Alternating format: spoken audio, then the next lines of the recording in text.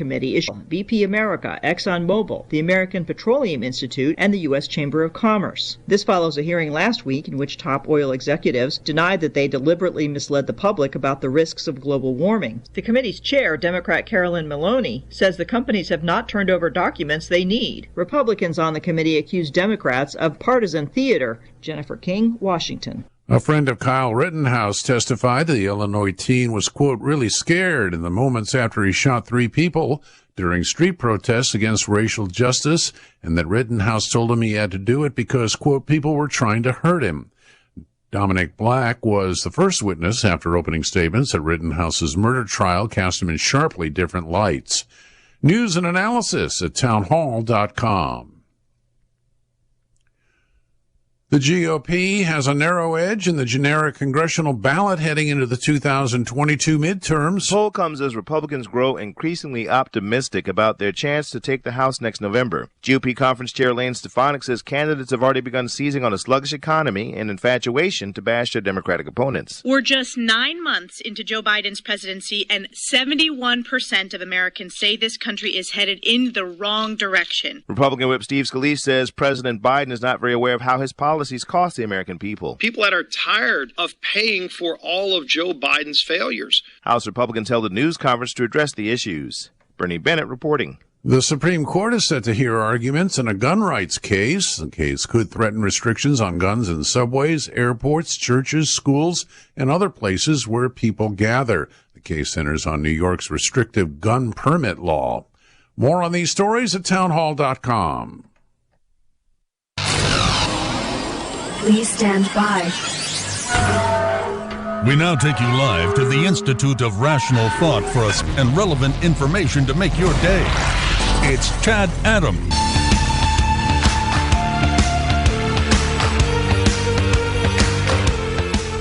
And aren't we having an interesting day? If you want to be entertained, certainly there are some shows you can watch. If you want to watch this dystopian stuff like The Handmaid's Tale, and if you're watching Squid Games, your mind's kind of wrapped around some scary reality. It's amazing how popular Squid Games has become. For those of you who haven't seen it, I heard about it from a bunch of 18, 20-year-olds. Oh, they're just wrapped up in it. And I thought, this is silly. Kids' games, Korean, why would I watch this?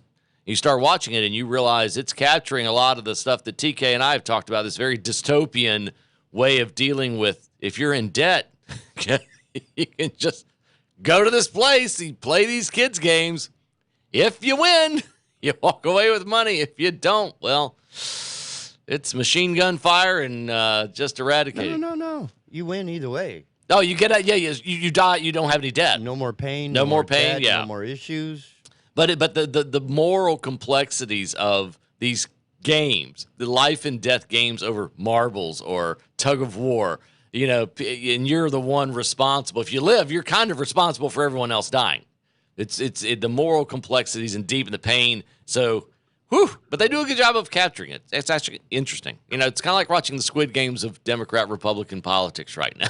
it's kind of this life and death stuff. And for you watching last night, and I know many of you were, people that are listening to this show, you were probably watching late into the evening, and you kept thinking, if I just stay up, because they had it, no matter which TV show you were watching, they were kind of scrolling through the Jersey, Virginia, just like clicking back and forth about every 4 seconds.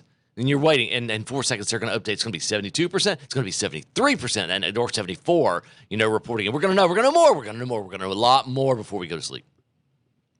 And you woke up this morning, and there's not significant difference between when you went to bed last night. The biggest surprise. There were a number of surprises. There were local surprises that happened. I never thought, having known the mayor of Wilmington for well over a decade, that Bill Saffo, I would have to say, was the most conservative candidate running for mayor of the two names. That Harper Peterson, former mayor, running against current mayor Bill Saffo, that Harper would have gone so far to the left as to be almost unrecognizable. and that Bill Sappho would be the more conservative of those choices. And Sappho did win, was reelected. Wasn't really that close. Those kind of things. Luke Waddell, congratulations. I met Luke just about 2 or 3 weeks ago. Good, clean campaign. Won. Congratulations. Lots of congratulations. Down even, Oak Island, seeing the change over the mayor there.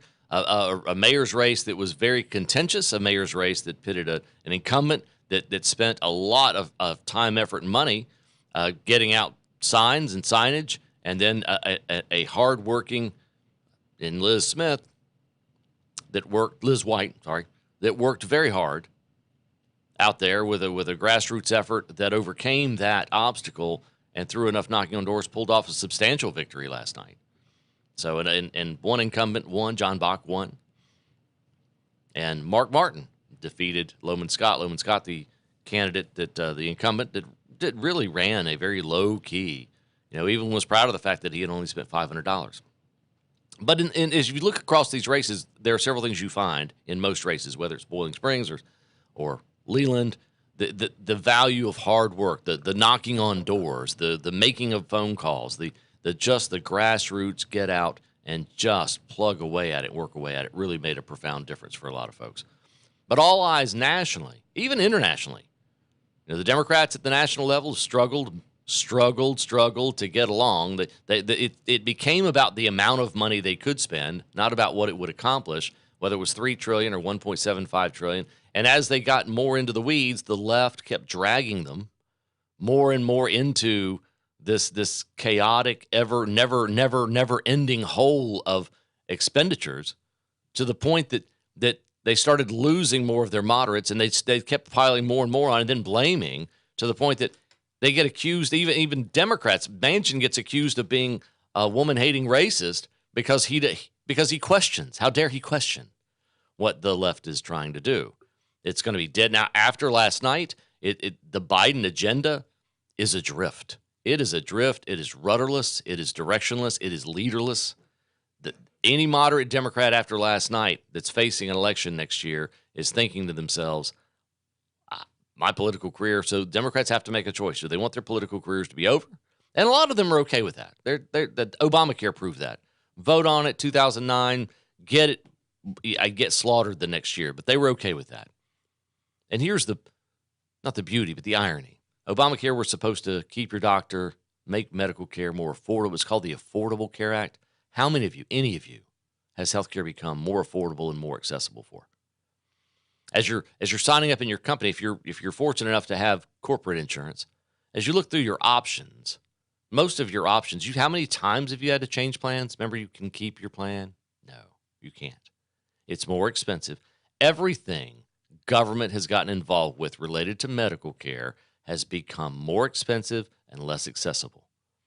Unless you think Medicare, that if you've reached the point, you've reached that finish line, it's kind of like red light, green light, and Squid Game. Once you get across that finish line and you get to the Medicare, that's great. You think it doesn't cost you, and it doesn't cost you personally, but it's costing you through government. Those Medicare rates aren't saving any money. The hospitals know it. The hospitals are massive operations that now own most of the doctors, and therefore all they're doing is they have a big rake situation, and they're dragging in money from government.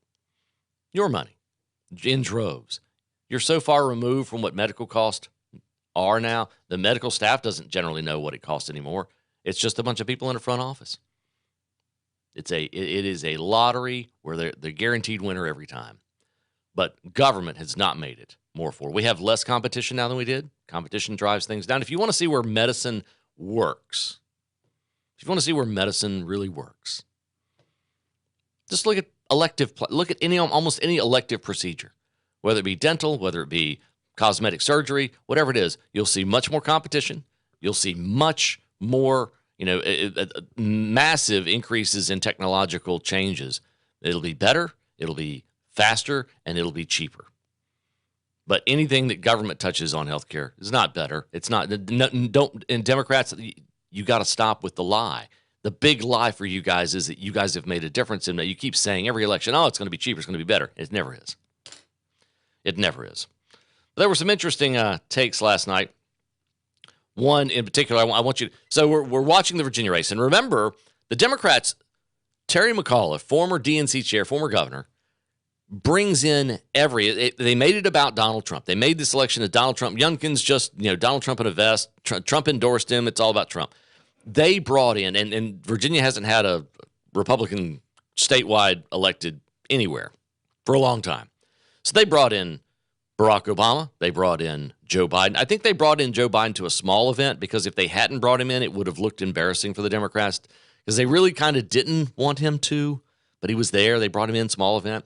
But they brought in every big name. Stacey Abrams. Stacey, I still haven't conceded the Georgia governor's race, Abrams, into this. They brought in Mark Elias. Mark Elias, one of the leading stir it up on elections, file lawsuits, influence. They brought in the ACLU to file some lawsuits in Virginia. They have thrown everything. Even last night, Terry McAuliffe took the stage, did not concede, walked off, and left. But, Democrats knew the importance of this. So the Jersey race wasn't even supposed to be in contention. It also showed that the polling was really way off once again. Fox News poll had it like Youngkin up 8. There was no way that was going to happen. But the Jersey governor's race is still undecided. But I want to leave you with a sound clip or two. And here's one. Now, TK's going to say, Chad, you're not. It's not going to sound really good, but I'm going to play it anyway. So this is Kamala Harris making a prediction about the election in Virginia. Because you see, what happens in Virginia will in large part determine what happens in 2022, 2024, and on. So that was your vice president saying what happens in Virginia is going to happen in the rest of the country. They felt it's hard to believe they felt that comfortable with McAuliffe and saying things like that. These things are going to come back and haunt them in ways that people just aren't going to believe. It's just unfathomable the degree to which they. And then on MSNBC and some of that meltdown stuff, you almost can't believe. Well, you're just not going to believe some of the meltdown stuff that happens in the rest of this. I want to play. There is a clip I want to play from MSNBC and these folks. I'm going to listen. He simply didn't. He played dumb about a Zoom rally. He did not really put much distance between himself and Donald Trump on the big lie or the deadly insurrection in which police officers were maimed by flagpoles. So I think that the real ominous thing is that critical race theory, which isn't real, turned the suburbs 15 points to the Trump insurrection-endorsed Republican. See, that's Nicole Wallace. I'm often perplexed the degree to which her elevator definitely doesn't go to the top floor. She is a few sandwiches short of a full picnic. She always has been. And notice how she tried to tie all that in. Oh, it's the insurrectionist. It's the insurrectionist that have done all these things. So insurrectionists have done it. The Trump-backed insurrection. CRT, critical race theory, not a real thing, even though it is a real thing. It's been in the law schools for decades. It's been pushed down into regular universities, and now it's being pushed down into. They act like that's fake news. They act like it really isn't real. We've had a huge discussion here with our state board of education and our Department of Public Instruction superintendent, Catherine Truitt. It's not a fake thing. That denying it doesn't make it fake either. It's a problem. And this is amazing because the schools, the Loudoun County education situation in Northern Virginia, where these parents stood up against this school, and the way Democrats handled it, this kind of tone deafness toward parents, really flipped that issue. It's rare to see education become the Republican issue. As bad as the economy is, and that was the second issue, but education and parental involvement, when Terry McAuliffe intimated that parents aren't really a part of the process. Now, that wasn't fully what he said, but it's how he came across, and then that sound clip resonated across the state. And then the Loudoun County, where parents are being arrested or thrown out or not being allowed to talk, that just resonated. And Democrats were in total damage control. They did very poorly trying to make education one of their issues. It just didn't work. And then in New Jersey, the governor's race there, no one said that was a race to watch at all. And then as the evening went on, that race was just rather bizarre. Phil Murphy, should have been reelected. It would have been the first time it had happened in many, many years. First time a Democrat had been reelected since 1977 if he pulls it off. But Settarelli is neck and neck and was leading as of last night and maybe a little bit this morning. But I don't know how that can happen. But we'll see if Jersey goes. If you're a Democrat and you're considering supporting that Build Back Better, today is an entire recalibration day for you, unless you're Ocasio-Cortez, unless you're one of those. I'll also let you know a lot of news, and I think we're going to have Jeff Rivenbark on at some point. We're going to have him on at 8:35 from WWAY. We're going to have the state treasurer on, Dale Folwell, joining us at 8:05. This is if everything goes as planned. Francis DeLuca, former colleague of mine, Colonel Francis DeLuca. He used to run the Civitas Institute. He's been involved in state government. He's been involved in political races. He's even run for Congress. So we look forward to his take. He's retired in the region, good friend, and look forward to having him on this morning as well. As I'm sitting, I'm not guest hosting, I am hosting right now. And we appreciate also Yael Osowski. We're going to take a quick break, come back, lots more to discuss. Stay with us. We'll be right back here on the Big Talker FM.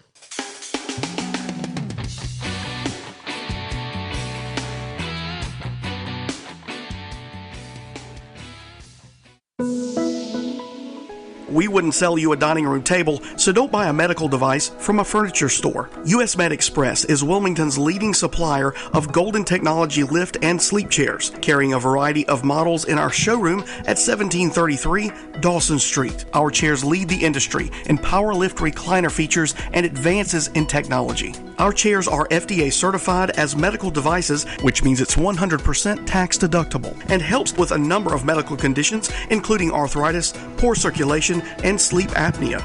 Give us a call today at 910-500-6162 or stop by and experience our chairs for yourself at 1733 Dawson Street. That's 910-500-6162. 1733 Dawson Street in Wilmington.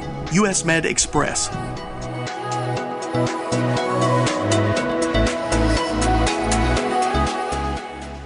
Hey, this is Matt Ham, co-founder of Viewprint Faith and Personal Development. Join us for Wake Up Our Faith, a real conversation about living out your faith between Sundays, streaming live every Wednesday at 11 a.m. on Facebook, YouTube, and Twitter. Catch the replay every Saturday and Sunday at 8 a.m. on Wilmington's Big Talker 106.7 FM. Stop by and visit us on the web at uprint.life. Tune in to the WWAY News at 6 p.m. Thank you for joining us tonight for your news at 6. I'm Hannah Patrick. I'm Randy Aldridge. We want to get straight to our WWAY team coverage of last night. For the biggest and most compelling stories that make a difference. On the scene shortly after the blaze began and has the story now. Cleveland is one of the fastest growing towns in the country. First court appearance this morning in Pender County. WWAY News at 6 p.m. This is the place. Here, Tom Goolsby on the Joe Catanacci Show. People with common sense know that the entire theory of socialism is one big lie. The Big Talker 106.7 FM. The Wilmington Cape Fear Home Builders Association serves as the advocate for the building industry, advancing professionalism and promoting community involvement. We are a positive force for responsible growth while protecting property rights and the privilege of home ownership. 3 out of every 5 jobs is touched in some manner by construction in our region. Growth generates jobs, maintains our property values, and builds and updates our infrastructure. Join us Friday mornings for the Construction Connection with the Wilmington Cape Fear Home Builders Association and the Big Talker FM. I am State Farm Agent Rob Renz, and I want to help you get to a better place. Visit us online at ilminsurance.com. That's ilminsurance.com. Like a good neighbor, State Farm is there. Hey, yeah, I want to shoot, baby, shoot. Ooh, how you doing, baby? No, not you. It's going to like TK inspired me. We probably will play that phone call that we got. It's interesting because it's real. When news pundits try to tell you there aren't supply chain issues or that inflation, we've had a troll that has been historically wrong attacking us every other day. I mean, it's a narcissism that borders on needing medication, and they continue to throw stuff. trying to say it's not inflation. No, it's not inflation. There weren't cops that are walking off the job. There are, and even in Wake County, buses aren't showing up to pick up kids because of the sick out. So there is pushback that's happening. And every little bit of that added up, our free market system is a very complex system. It doesn't take many pieces of it to not work to hurt you. And so between the ship sitting offshore in California, the inability to get trucking going and get parts going, the fact that pipelines being shut down or supply shut down, that our president has to beg OPEC to produce more when we were energy independent a year ago, the kind of bizarre reactions to stuff aren't helping. And everything they do seems to make it worse. Here was MSNBC's reaction last night. So this, Nicole, well, let's see if, here we go. This is Rachel Maddow. Is coming down. There are some variables that are moving in the right direction at this point. And the exit polls showed that Joy Reid, which was interesting, that the coronavirus or that the virus was a very has low non-importance to many voters there. It was education, which is code for white parents don't like the idea of teaching about race. And I mean, unfortunately, very has low non-importance. I mean, listen to what Joy Reid says.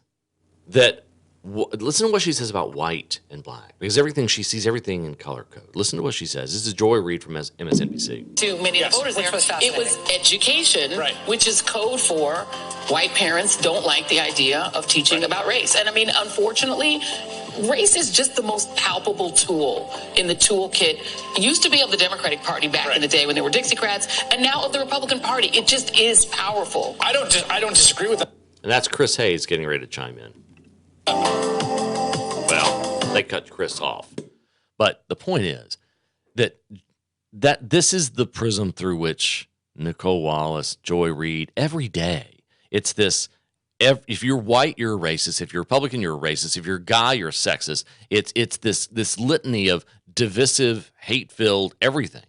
I mean, so what's hard for them to reconcile through all of this is that a black female veteran gets elected lieutenant governor as a Republican across the spectrum last night. Last night, it wasn't just what happened in the Virginia race, the governor's race. It happened all over the place. I mean, by the way, over in Minneapolis, the police department, new publics, remember they were going to have this. Minneapolis has had record crime, and after all that went wrong last year, we have a caller? Oh, well, we'll take a caller. Callers always come first. Welcome.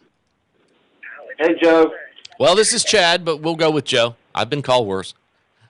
Hey, the State Treasurer Folwell. I'm just confirming for my 8:05 interview. You are absolutely confirmed, and we are looking forward to having you on. You're on the air right now, but I'm going to put you on at 8:05. I've got you in the schedule. Oh, this is Chad. It is.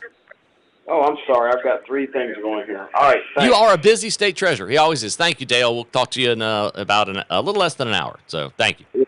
You can ask me about the Bald Head Island GO bond approval last night if you want. I absolutely will. Put it in the note. I absolutely will, Dale. Thank you. So now we have content for the 8 o'clock hour. So that was the state treasurer calling in. Love that guy. You know what's so funny? We were having a mixed discussion the other day about Dale Folwell, one of the most interesting people that you'll ever meet. If you've met many of you have met politicians from both sides of the political aisle.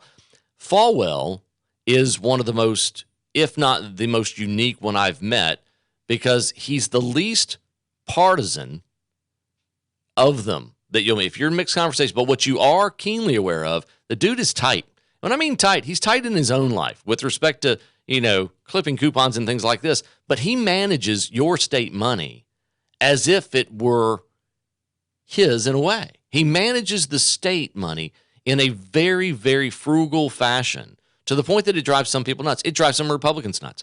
Part of his war on the cartel, the hospital cartel, which he's been largely alone on, he's not in the pockets of anybody in the medical community.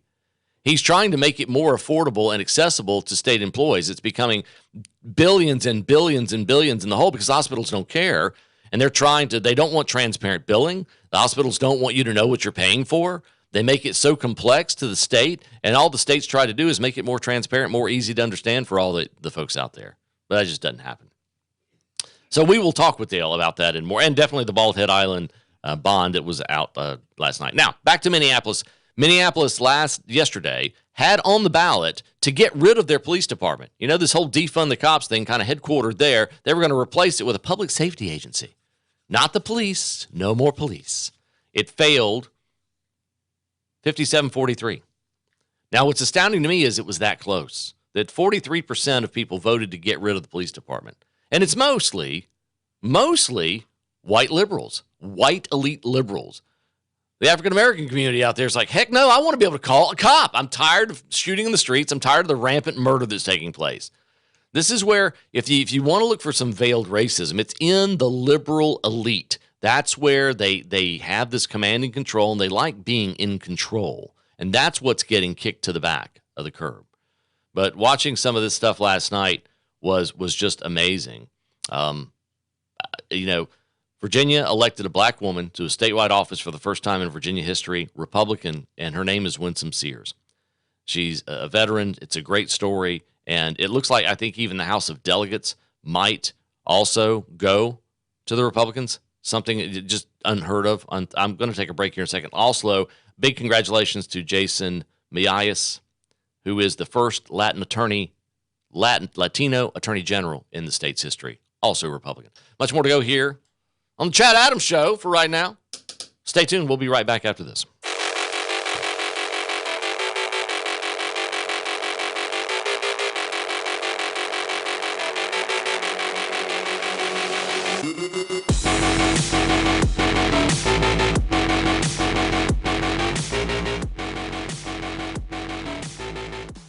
Hello, I'm Jeff Rivenbark with WWA News. Results are in from the municipal election yesterday. Voters cast ballots in more than 90 races across our 5-county region. One of the biggest races was in Wilmington. Mayor Bill Saffo ran against challenger Harper Peterson. Saffo will hold on to his seat, serving an 8th term as mayor of Wilmington. He received nearly 13,000 votes, or around 63% of the votes cast. Saffo's challenger, former state senator and one-time Wilmington Mayor Harper Peterson, ended up with more than 7,200 votes, or around 36% of the votes cast. Saffo says he looks forward to working with the new council to tackle a number of issues the city is facing. Wilmington voters also elected 3 council members. The top vote-getters were Luke Waddell, Charlie Rivenbark, and Clifford Barnett Sr. In Wrightsville Beach, Darrell Mills and Greg Bashimi once again facing off in the race for mayor. Mills got more than 400 votes, or nearly 85% of the votes cast. Bashimi received 67 votes, or nearly 13% of the votes. Carolina Beach will have a new mayor, with current Mayor Leanne Pierce opting not to run for re-election. Former Mayor Dan Wilcox and Town Councilman Lynn Barbie both ran for the seat. Barbie got nearly 1,200 votes, or nearly 60% of the votes. Dan Wilcox came in second with about 800 votes, or nearly 40% of the votes cast. And in national news this morning, U.S. health officials have given the final okay to Pfizer's COVID vaccine for children as young as 5. Yesterday, the director of the CDC gave the official go-ahead on the vaccine distribution. The announcement coming only hours after a CDC advisory panel unanimously decided Pfizer's shots should be given to children ages 5 to 11. Pfizer has already shipped millions of doses to states, doctors' offices, and pharmacies. The special children's shot contains just a third of the dose given to teenagers and adults. For more on these stories, head over to WWAYTV3.com. I'm Jeff Rivenbark. Have a great day. Happy Wednesday, everybody. I'm WWAY meteorologist Ramel Carpenter with your Storm Track 3 forecast. We have much cooler weather in store for us today. In fact, later this afternoon, our temperatures are going to be jumping into the upper 50s and the low 60s, about 10 degrees cooler than where we should be for this time of year. But we do stay dry and quiet, expecting a good deal of clouds and a few peaks of sunshine over the course of the day as well. But tonight, our temperatures are turning much cooler with clouds increasing as well. We fall down to the upper 40s across the Cape Fear. Get your full forecast on WWAY and WWAYTV3.com. This news and weather is brought to you by 2 Men and a Truck. For your free quote, go to 2menandatruck.com. 2menandatruck.com.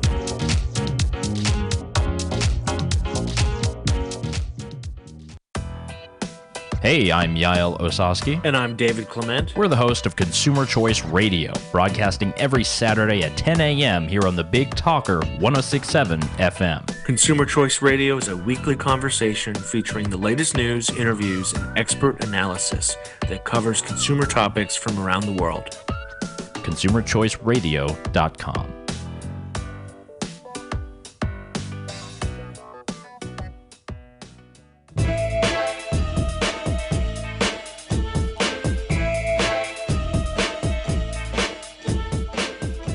a difference a year makes.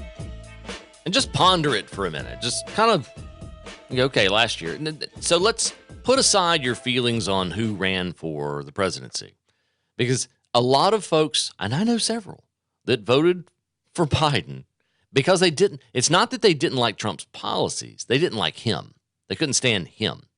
And so the mean tweets and the just over-the-top rhetoric, things of this nature, drove them bonkers.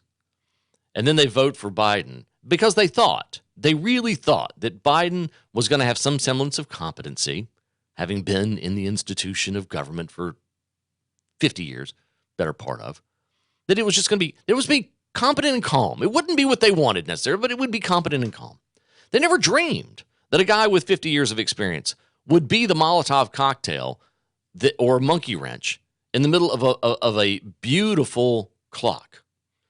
And in virtually every aspect of that clock, being the U.S. economy and foreign policy, has been torn asunder. That monkey wrench, on the world stage, we're largely irrelevant now. When you look at what's going on in the Middle East, even, that less respect, not more. Iran said, you know what, we're going to pursue our nuclear program. The North Koreans, we're going to splash a few missiles in the Sea of Japan. The Chinese, we're going to just kind of do a lot of military flyovers with Taiwan, see what happens with this guy that's in the White House. We're being tested all over the place there. We even get in trouble with the French over a nuclear submarine deal with Australia. How do you screw that one up? Then at home, it wasn't like you ended coronavirus or the COVID.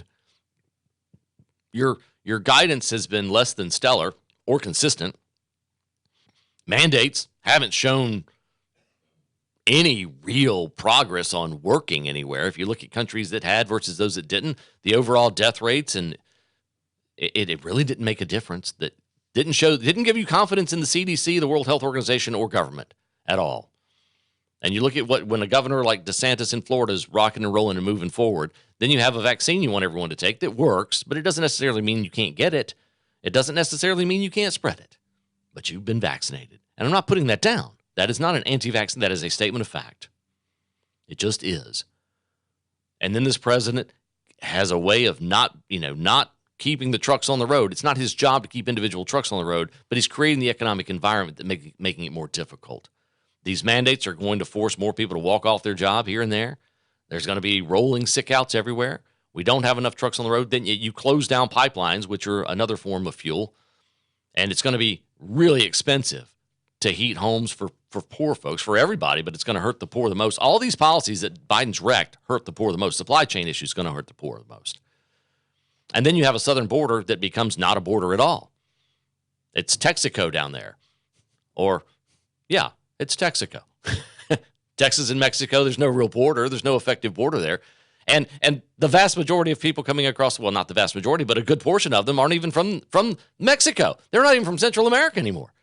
You got tens of thousands coming from from Haiti and from other countries that all they have to do to get to Central America and then walk across the U.S. border.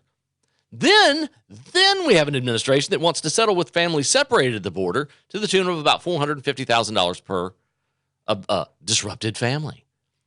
This is a president that is beyond tone deaf. This is a president who he doesn't care about the polls. The polls are up, the polls are down. I have to go lead on climate change. So what I'm going to do to lead on climate change, rather than recommend let's have a global Zoom meeting that wouldn't be very expensive and wouldn't use as much energy. No, I'm going to fly 1/3 of my cabinet on giant jets. I'm going to bring an 80-vehicle motorcade to Italy and to Scotland. I'm going to drive around, and we're just going to illustrate exactly what we want everyone not to do. No, they can do it, but not you. This is the kind of bizarre, through-the-looking-glass presidency that's not resonating. It's not resonating. Virginia's proof of that. So if you look at this Build Back Better agenda, you can't build back better. We're going to have I'll play a clip for you a second. Someone left a note. We can play that clip, right? Okay. We're going to play that clip for you. It's a great clip. It's hard to build when you don't have stuff. That's the problem. No matter where you are, there are bits and pieces. The free market is an amazingly beautiful testament to creativity and innovation. Whether it's purchasing fruit in your grocery store that comes from 2, 3, 4 other countries, insulin production. Just think about the free market as the people that have diabetes that need insulin. That's a very complex free market operation that involves cooling. You have to have cooling involved from point A to point B, and it may be thousands of miles across. Everything. And then the pieces and parts. You wear a watch, the internal mechanizations, parts of that watch, some of the chips may be made in another country. The watch band may be made in yet another country. And then some of the workers that assemble it may be in this country or in different states. And then it's assembled and put together and shipped to you. So when a chip goes missing and can't be found or can't get into this country, all of a sudden, everything that chip goes in can't be made. That's the beauty and complexity. Also, the simplicity. If a free market is left to operate, it does great. But when governments start meddling and mandating and making supply chain worse and making the cost, by the way, you looked at your gas tank lately? Have you tried to fill it up? And if you have a boat, I had a funny one the other day. I'm putting gas in the boat, and I look next, and a wildlife boat pulls up next to me. And I said, man, that's a nice boat. The wildlife guy is like, yeah, it's a big engine on the back of it. And he's filling it up. And I said, how big is the tank in that thing? He says, 200-gallon tank. I said, I bet that costs a lot to fill up. And he looks at me, doesn't miss a beat. It costs you a lot to fill it up. Because that's my taxpayer money filling that 200-gallon tank up at the current rate.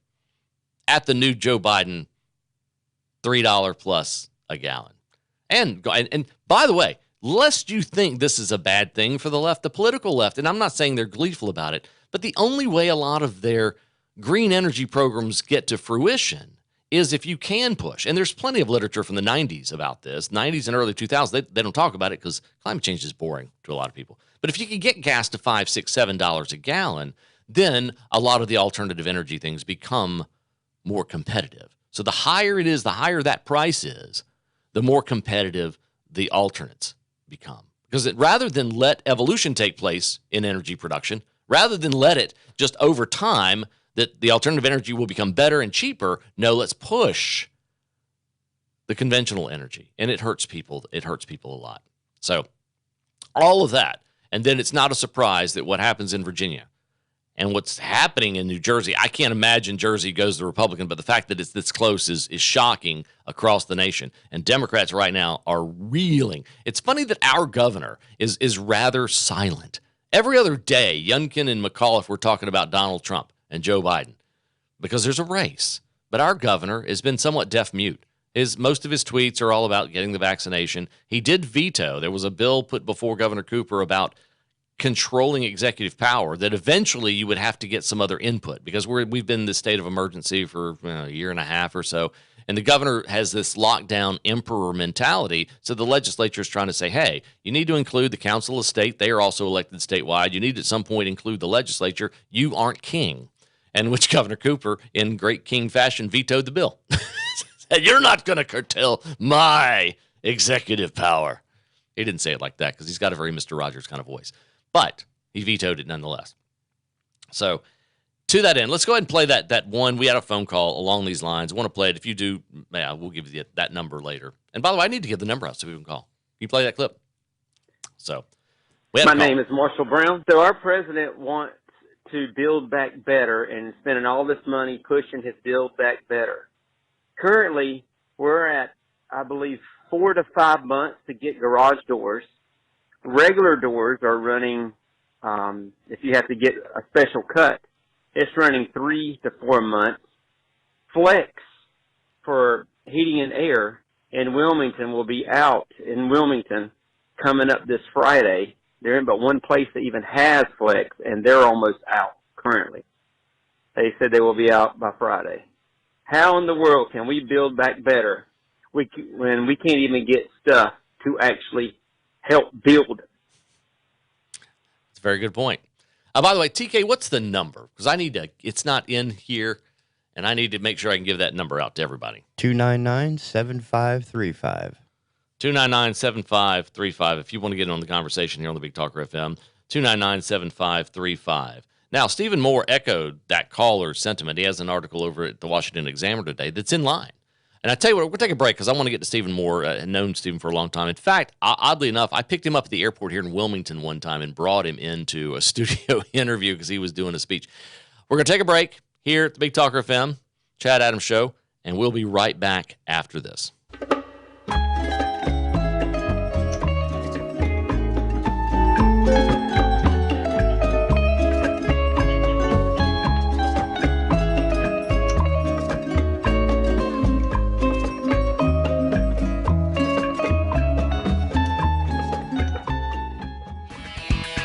Have you heard about Cape Fear's only fitness community exclusively for those over 50?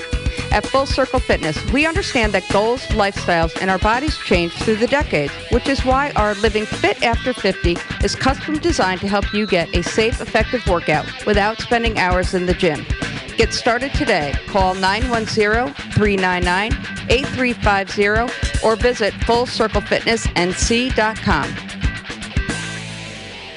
Folks, we all know ongoing road construction and traffic can weigh heavy on your vehicle. Since 2006, O'Leary's Automotive Repair has provided comprehensive repair services at affordable prices to get you back on the road in no time. Their ASE-certified technicians will help you find a cost-effective repair and maintenance alternatives. O'Leary's has multiple locations in the area in Hampstead, Leland, the Myrtle Grove area, Ogden, and Wrightsboro. O'Leary's Automotive Repair, a trusted, locally owned business since 2006. Hey everyone, Ben Hawkins here with Cross Country Mortgage. Rates are still at historic lows, and there has never been a better time to purchase your dream home or refinance your existing. With over 300 loan products including conventional, FHA, VA, USDA, renovation, and jumbo, we are certain we have the right loan product for you and your family. Call me today to be pre-qualified to make the offer on your next dream home. 910-352-3373 or visit my website at lendwithben.com. Acoustic wave therapy at the Frank Institute is a revolutionary treatment for inflammation, issues of blood flow, and is a solution for the constant suffering of chronic pain. Through the localized transmission of sound waves, stem cells are stimulated to bring about restored blood flow, vascular regeneration, and the disbursement of pain receptors to affected areas. If you've been told that your issues could not be treated without surgery or prescription, give us a call. Non-invasive, non-surgical, and prescription-free. Acoustic wave therapy is only available at the Frank Institute. Call today, 910-679-8534, and ask about acoustic wave therapy.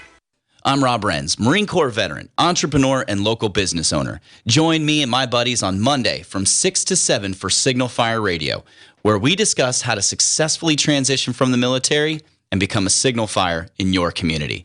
That's Signal Fire Radio, Mondays from 6 to 7 p.m. on 106.7 The Big Talk.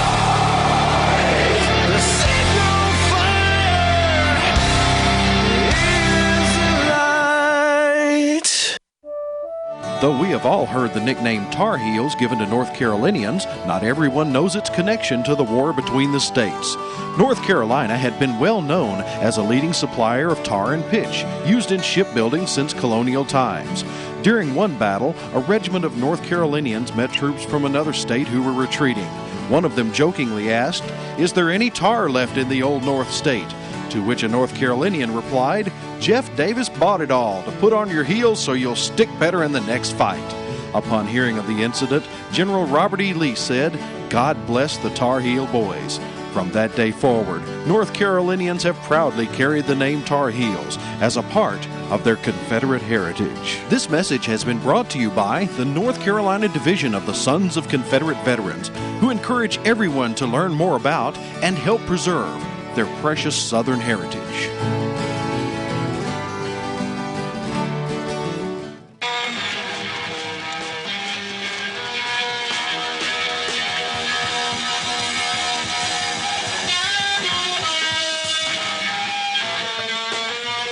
TK's just rocking out this morning. He's throwing this hardcore. You better be awake, because if you're not awake... of course, TK's been awake for a while. So, appreciate you joining us. I'm your host, Chad Adams. You want to get on the conversation this morning, 910-299-7535, 299-7535.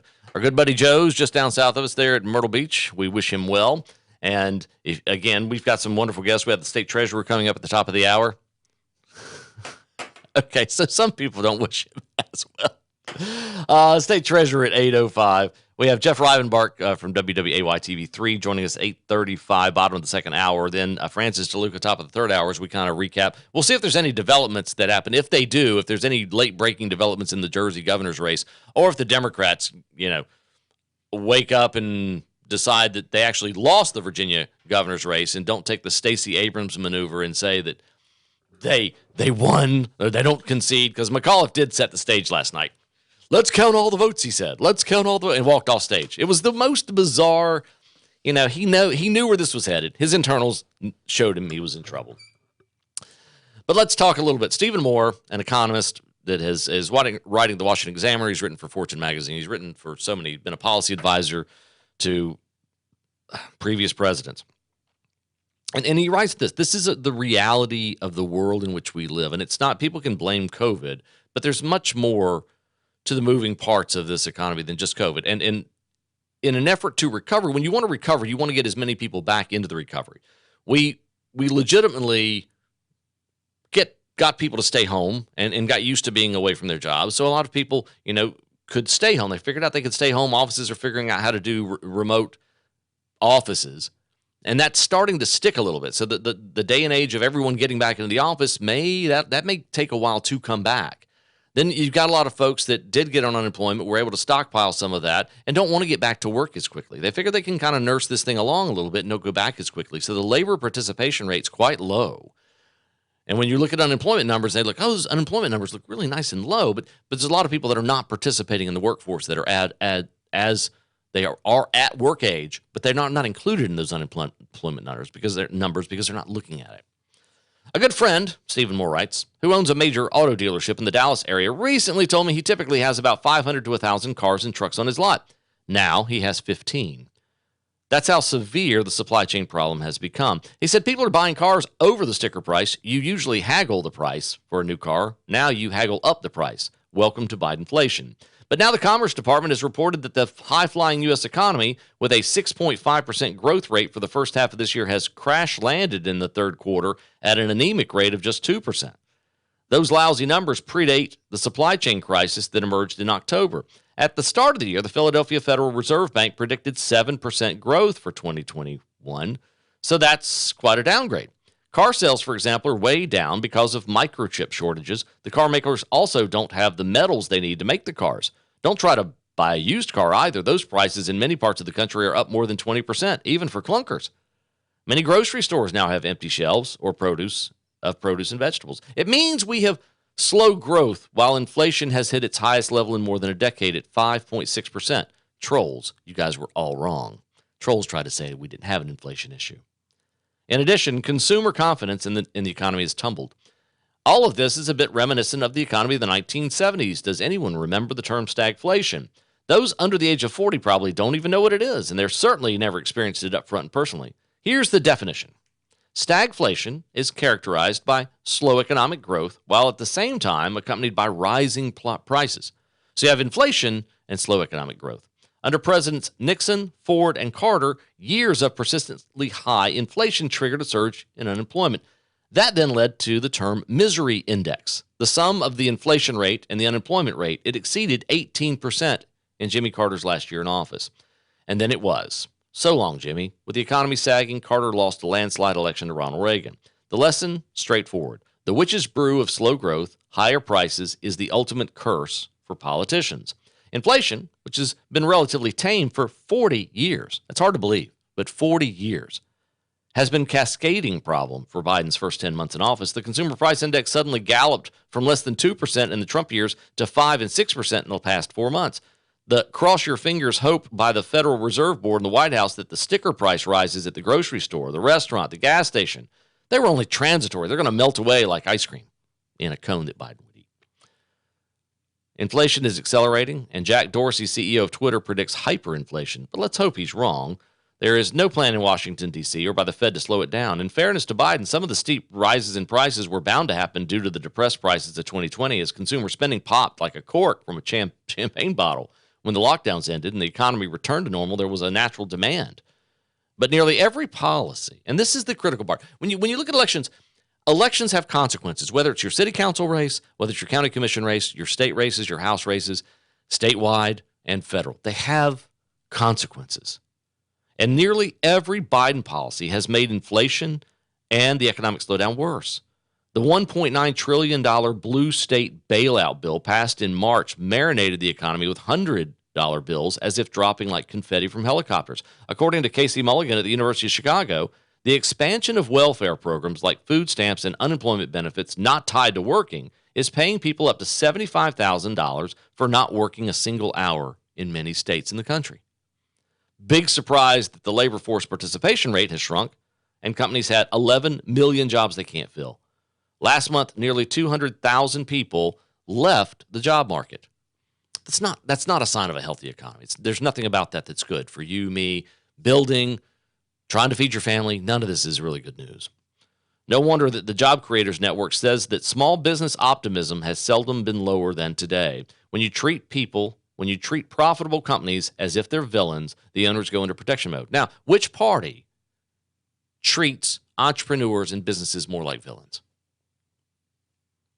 A hint, they're losing in Virginia right now. Why invest when the politicians in Washington are threatening to tax away your earnings in the name of paying your fair share? Businesses that make profits are now demonized as enemies of the people in this new liberal anti-growth crusade. They keep forgetting that without employers, there are no employees. There are no jobs. The income redistributionist who seem to be driving the Democrat Party agenda will soon learn that their pixie dust economic doctrine called modern monetary theory, which says Congress can spend and borrow forever, is a giant hoax. The first and most urgent step to contain stagnation is to defeat this spend, tax, borrow, and print money scheme. These elections in New Jersey, and even if the Republican loses in Jersey, and he might, that still doesn't bode well. That should have been an easy cakewalk. That is a state that is a 10, 20-point state for Democrats. Virginia should have been, Trump lost by 10 points in Virginia. For Virginia to turn around in less than 12 months, for the unaffiliated to turn on the Democrats and their plan and their vision, it is not selling in America. It is not selling at all. In spite of the protestations from the hardcore left, the Bernie Sanders wing of the party, the Alexandria Ocasio-Cortez, Jayapal, Rashida Tlaib, it is not selling. It's not going to sell. It's an absolute boondoggle. They're not dealing with the problem. Right now, we have problems with supply chain. That should be more important than this Build Back Better plan. We have problems with foreign policy and the border. That should be a priority. Securing our border should be a priority. It doesn't even seem to exist. Biden has never been to the border. Still, to this day, has never been there. Even 46 years in office, never been there. Knows where it is, I suspect. His staff does. The kind of things they should be doing, they're not. They're trying to impose these massive global warming, Build Back Better, massive infrastructure, trillions of dollars that pays for itself. That's the other thing, that it doesn't cost anything. Try that with, your mortgage. Hey, my mortgage is free. Look, go to the bank. Look, we did this mortgage thing. It's free. It's not going to cost me anything. It's absolutely crazy. And it just is. Phone number 299-7535, 299-7535. We appreciate you being a part of the show. On the other side of the hour, we have Treasurer Dale Folwell will be joining us. He'll be calling in and being a part of the show. Then we're going to have Jeff Rivenbark. Later on, Colonel Francis DeLuca joining us in the third hour as we kind of plow through things today. It's still rather remarkable to remind you what's happening in Virginia. It looks like the House of Delegates. Now, about Virginia, that's kind of weird.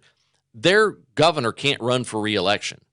So Terry McAuliffe had been governor. You don't run for re-election. You run the year after a presidential race, and there's a new race. So that's why it's such a bellwether. There's no incumbency. There's no power of incumbency. The closest thing to it was McAuliffe having been former governor. McAuliffe also former head of the DNC. So he was able to bring in every possible big gun to put Humpty Dumpty back together again. And whether it was Stacey Abrams, Kamala Harris, Barack Obama, all of these guys, Biden came in to try to rescue that. It did not resonate. And Terry McAuliffe, like I said, the former DNC chief, former governor, walks up on the stage last night, says he worked for all these liberal priorities, all of which cost tons of money, give more money away, give it away, and then said, let's count all the votes, and walked off stage. Essentially denying that he lost and looking, and I'm sure with a wink, wink, nudge, nudge to Mark Elias, who's been in North Carolina, active on the ground, loves to stir the pot on election. He's Hillary Clinton's hitman when it comes to finding out where to find votes. Let's kick over some buckets. There's got to be some ballots somewhere. He's the guy, and that's what they're trying to do. Virginia elected its first black woman to a statewide office for the first time. Republican, Winsome Sears elected their first Latino attorney general in Virginia history, also a Republican. Miyares is the son of a Cuban exile who fled the communist country and became a U.S. citizen. You want to find the most hardcore people on the right? Are the ones that have fled Marxist regimes. They're the ones who can tell you what it's like to be free and how important it is. Much more to go here this morning as we wrap things up here in this first hour. We're going to kick it off to the top of the hour break, and we shall return after this here on the Big Talk FM.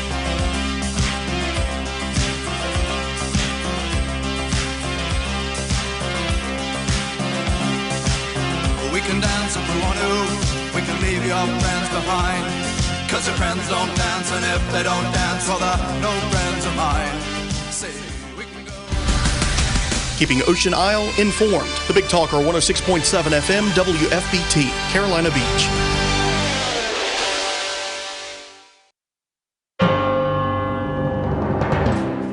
Hi, I'm Mary, a student at Hillsdale College. Here is President of Hillsdale College, Dr. Larry Arnn, on the separation of church and state. America's founders believed in a separation of church and state, in that the country was not to have an official religion or an official sect. But that did not mean that government was to be hostile to religion, or even indifferent to religion, as many today argue. In fact, America's founding document, the Declaration of Independence, includes both a reference to God as the author of the laws of nature and a confident assertion that human beings are endowed by their Creator with certain inalienable rights. Far from being hostile or indifferent to religion, America's founders understood the theology of the Declaration to be an essential part of the education of citizens. This Constitution Minute was brought to you by Hillsdale College. To receive a free pocket Constitution and Declaration, go to constitutionminute.com. News this hour from townhall.com. I'm Rich Thomason. Virginia is seeing red this morning. Together, we will change the trajectory of this Commonwealth. Voters in Virginia have elected that man, Republican Glenn Youngkin, as their next governor. Youngkin defeating Democrat Terry McAuliffe. And what's more, the GOP clinched all three statewide offices in the Old Dominion, along with Youngkin, a Republican elected state attorney general, and a member of the GOP as Virginia's new lieutenant governor. Education, a big issue in the governor's race, along with the economy and jobs. There is no winner yet in the New Jersey gubernatorial contest, the race between Republican Assemblyman Jack Ciattarelli. All of you, I love this state. And incumbent Democrat Phil Murphy. We're all sorry that tonight could not yet be the celebration we wanted it to be. That race still too close to call in New Jersey. Voters in Minneapolis have rejected a proposal to do away with the city's police department, replacing it with an agency of some sort that would be more focused on mental health. A 57% no vote on the police reform measure, a rebuke of the far left defund the police agenda. New York City's next mayor, a former police captain. An easy win for Democrat Eric Adams in the Big Apple. After attending a couple of summits abroad, President Biden back at the White House this morning. One of those summits focused on climate change. They partied into the wee hours of the morning in Atlanta, celebrating the Braves World Series victory. Atlanta shutting out the Astros 7-zip in Game 6. The Braves' first World Series championship since way back in 1995. Watching Wall Street this morning, stock futures are mixed so far. Right now, Dow futures are 52 points in the red. NASDAQ futures 23 points higher. S&P futures down 3 points ahead of this morning's opening bell. More on these stories at townhall.com. Do you know how much you're really paying for life insurance through work? I can almost guarantee you're overpaying for limited coverage. I'm Joel Clark, a Select Quote agent for over 20 years. My clients are shocked to learn how expensive life insurance at work really is because of a rate that's driven up by unhealthy people. Why pay more when you don't have to? For over 35 years, SelectQuote has helped people save 50% or more by shopping highly rated insurance carriers. I even found a 40-year-old man with high blood pressure, a 10-year, $500,000 policy for only $19 a month. Don't wait. Workplace open enrollment is here. Let SelectQuote save you money and get you the coverage you need to protect your family. For your free quote in just minutes, call 1-800-659-8080. That's 1-800-659-8080. 1-800-659-8080. Or go to SelectQuote.com. Full details on example policy and carrier ratings at SelectQuote.com/commercials. Price could vary by health, issuing company, and other factors. Not available in all states. Shocking findings in a UN investigation of the human rights situation in the embattled Tigray region of Ethiopia. The BBC's Imogen Folks. This report is 100 pages long, and reading it is harrowing. You have in particular many incidences of sexual violence where most women in these situations, they're fearful to come forward, because there's stigma attached. But 30 bravely did. We have incidences where young men were rounded up, taken away and shot. We have incidences where the male villagers were rounded up and made to parade in front of hostile troops naked. Authorities on the Spanish island of La Palma are telling people who live near an erupting volcano, stay inside because of a heavy ash fall that's forced the cancellation of flights and classes. Townhall.com. A Tesla recall automatically sent a software update fixing a safety problem in its electric cars. The recall covers nearly 12,000 Teslas in the 4 models the company produces, the S, X, 3, and Y. The vehicles have a glitch in the full safety driving software that can make the cars stop for no good reason. The company says the problems with automatic emergency braking can increase the risk of other vehicles hitting Teslas from behind. A public recall allows the National Highway Traffic Safety Administration to make sure the recall addresses the safety issue. I'm Mike Hempen. China and Russia urging the UN Security Council to end a host of sanctions against North Korea. Sanctions range from the export of seafood, food, and textiles to a cap on imports of refined petroleum products. Again, on Wall Street, stocks mixed ahead of this morning's opening bell. More on these stories, townhall.com. Please stand by. We now take you live to the Institute of Rational Thought for a special broadcast. Hard-hitting interviews and relevant information to make your day. It's Chad Adams.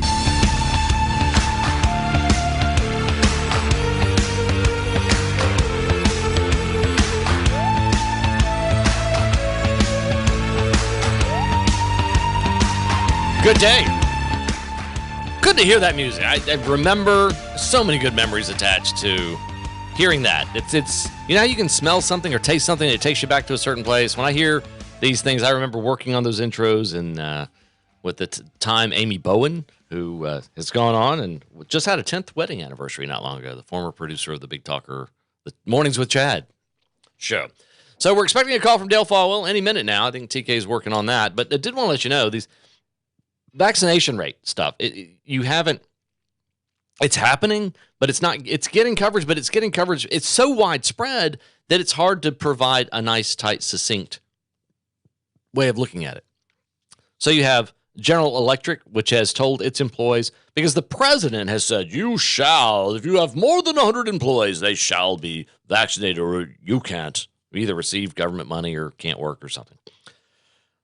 So looking at this, General Electric has until December 8th to get its folks vaccinated.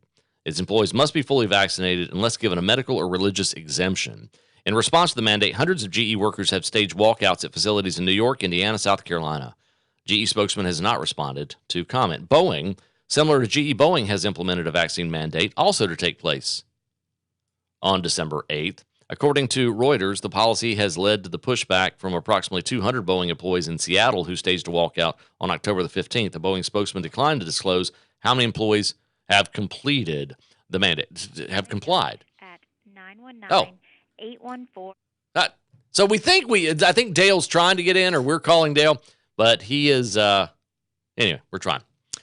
We'll have him on in a minute. Transportation Security Administration has said last month that at least 60% of its workforce has reported being vaccinated as it approaches a November 22nd deadline for federal employees. However, Republican Senator Roger Wicker sent a letter to the agency on Tuesday expressing concern that the remaining 40% appears unlikely to be able to meet that deadline. TSA spokesman told Fox Business the agency is laser focused on vaccinating its workforce. Southwest Airlines is giving employees until November the 24th to provide proof of vaccination or request an exemption. So that's Southwest Airlines. So that's not the only place. Then we have, if you looked at New York and these other places, the cops, a lot of people thought the cops were going to fold and go away, do something. But they didn't. The New York mandate prompted several thousand uniformed workers, including emergency medical services and sanitation folks, to get the required minimum first shot by Friday afternoon deadline, and more than 2,500 to do so over the weekend, according to Mayor de Blasio, outgoing Mayor de Blasio. That lifted vaccination rates to 85% for the New York Police Department, 88% for emergency medical services, but 9,000 workers were placed on unpaid leave for failing to get immunized, while another 12,000 unvaccinated workers were getting paid while officials assessed their claims. So you have 21,000 New York Police Department, Emergency Medical Services, Sanitation Department firefighters that might not get vaccinated. It's bizarro. Fire Commissioner Daniel Negro said 2,300 employees had called in sick on Monday, more than double. So what's happening is these sick outs are taking place. It took place even in Wake County, North Carolina, where bus drivers have called in sick. And so kids aren't being able to get to school because you have 100 buses that don't show up. It's hard to take people to school if the buses don't show up. And that's what's happening. So that at a time when the economy is fragile, this is kind of crushing things. Welcome to the show, Secretary Folwell. How are you this morning? I'm doing great. I'm sorry I was a couple minutes late, but I was speaking to a Rotary Club in South Asheville, and they were so interested in this lawsuit that's just been filed against HCA Mission Health on issues about healthcare pricing and lack of transparency and what's happening to healthcare and pricing and quality in Western North Carolina. And they took a couple extra minutes, and based on what I fear they're facing down there, they deserved it. So I apologize to your listeners. Well, that's absolutely fine. Secretary, Treasurer Dale Folwell joining us now and has been a crusader for transparency in medical billing, has been a crusader to try to get these medical rate, at least where we can understand when a bill comes in, where it all goes, because it's confusing, it's stressful at a time when people are facing illness or surgery or both or an accident.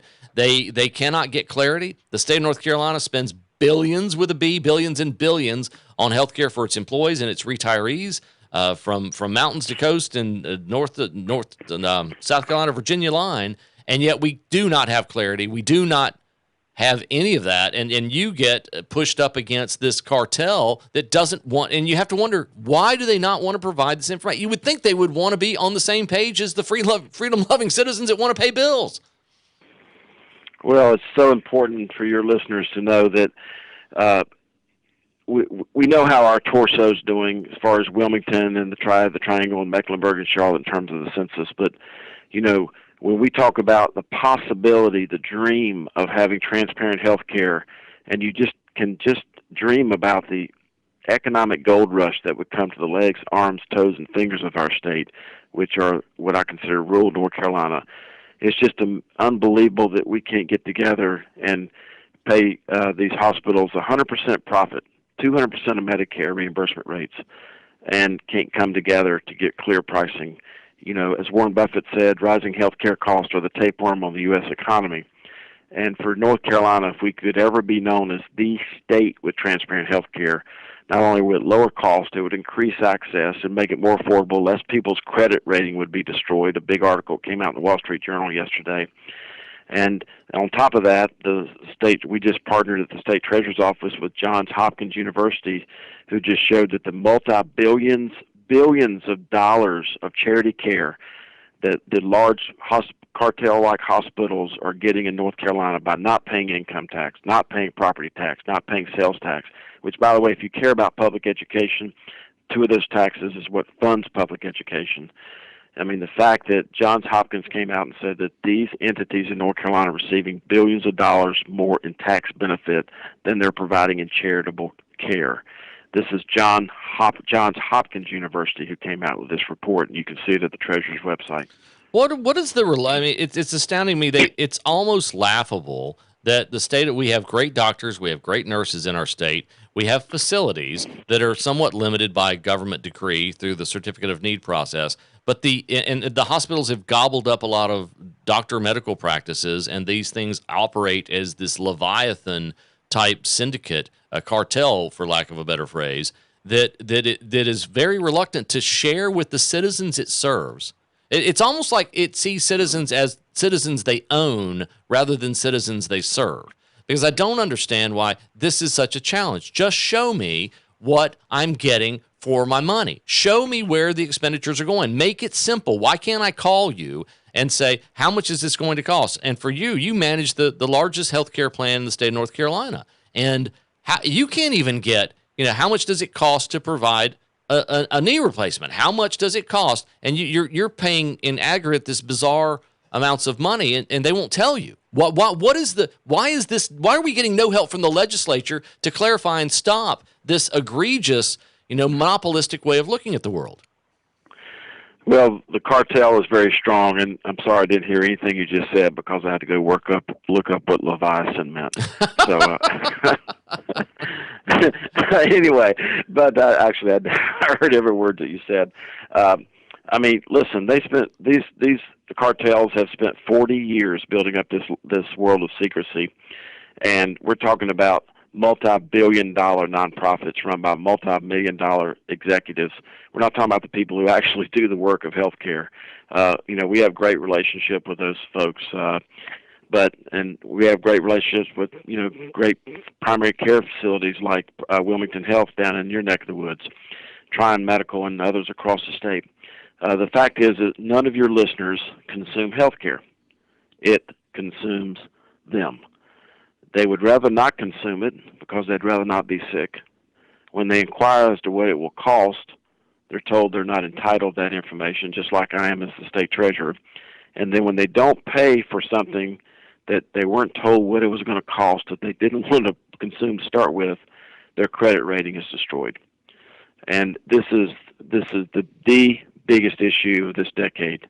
And the fact is that we have such an opportunity to get rid of secret contracts, push the power to the consumer, and actually have transparent health care in this state, which will increase quality, increase access, and lower cost. But I work with another company that has complete transparency. It's the way that company works. It doesn't do business with the state of North Carolina. So I just want to clarify that. But seeing this, that's what we're up against as well. When we look at these cartels, they don't tell. And so a lot of people who have a deductible think that's the cost of their health care. Oh, I paid my $2,000 for, my procedure. That's all. And then a few incidentals. Oh, man, I feel great. But it was a $200,000 procedure. And the state of North Carolina gets this massive bill. If you multiply that across all the number of employees that are covered across the state, that's a lot of money that you all of a sudden have to write a check. And it's underfunded.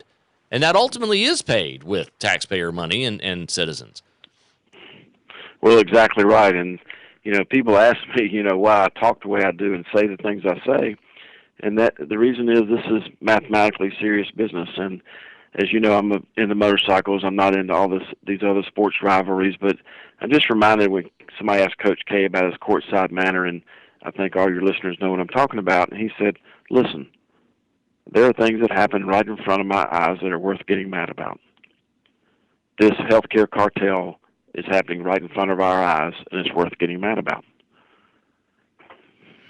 And it is frustrating. What do you find is the attitude of the legislature on this? Because you would think they would be the allies and friends, and they would care enough to do something. And it doesn't appear. We still have a certificate of need process. If Dale and Chad wanted to add some hospital beds to a given community or start a kidney dialysis treatment facility, but for the signature of the governor, even if I've done all the market research, even if the investors like it, even if it will serve and cut down the amount of time people have to be in a car to go to dialysis, we can in this state. We have this very medieval kiss the ring of the governor, and he can turn it. We could spend $1 million, and they just say no as well. Exactly, and even when the supply of health care is getting squeezed, which obviously goes hand in hand with prices going up. That's how cartels work. They control the supply, they control the price, they control the access. How do you feel progress is being made in your opinion? How do you measure progress right on this front? Well, if the governor, like in other states, and this has nothing to do with political party. This has to do with policy. If the governor were supportive of health care and we would be making great progress. If the Attorney General had any interest at all in protecting the consumers of this state, we would be making progress, or any help from the General Assembly. But the fact is that this is no longer just in my mind or in my heart. This is in my marrow. What this is doing to lower and fixed income people of this state who are one medical bill, one surprise out of network or split bill away from economic generational destruction is something that we can no longer tolerate. And once again, we're talking about a product that they don't want to consume because they would rather not be sick. So down in this market, Dozier Hospital, small hospital in the Southport area, have been there historically for a long time. It offers some great stabilization care. It's not, doing the kind of surgeries and trauma. A lot of times if you go to Dozier, you're moved to a Novant hospital, which is either New Hanover Regional or the Novant Hospital out on 17. So what do you say to folks in this market that are looking at healthcare now that one healthcare system owns 85% of the hospital market and has gobbled up a lot of doctors as well?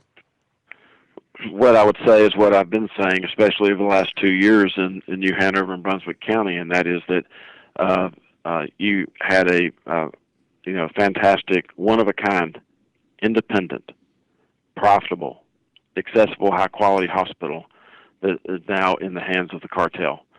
And we know from worldwide studies from Pew and everyone else that when that occurs, the quality will go down, access will go down, and costs will go up.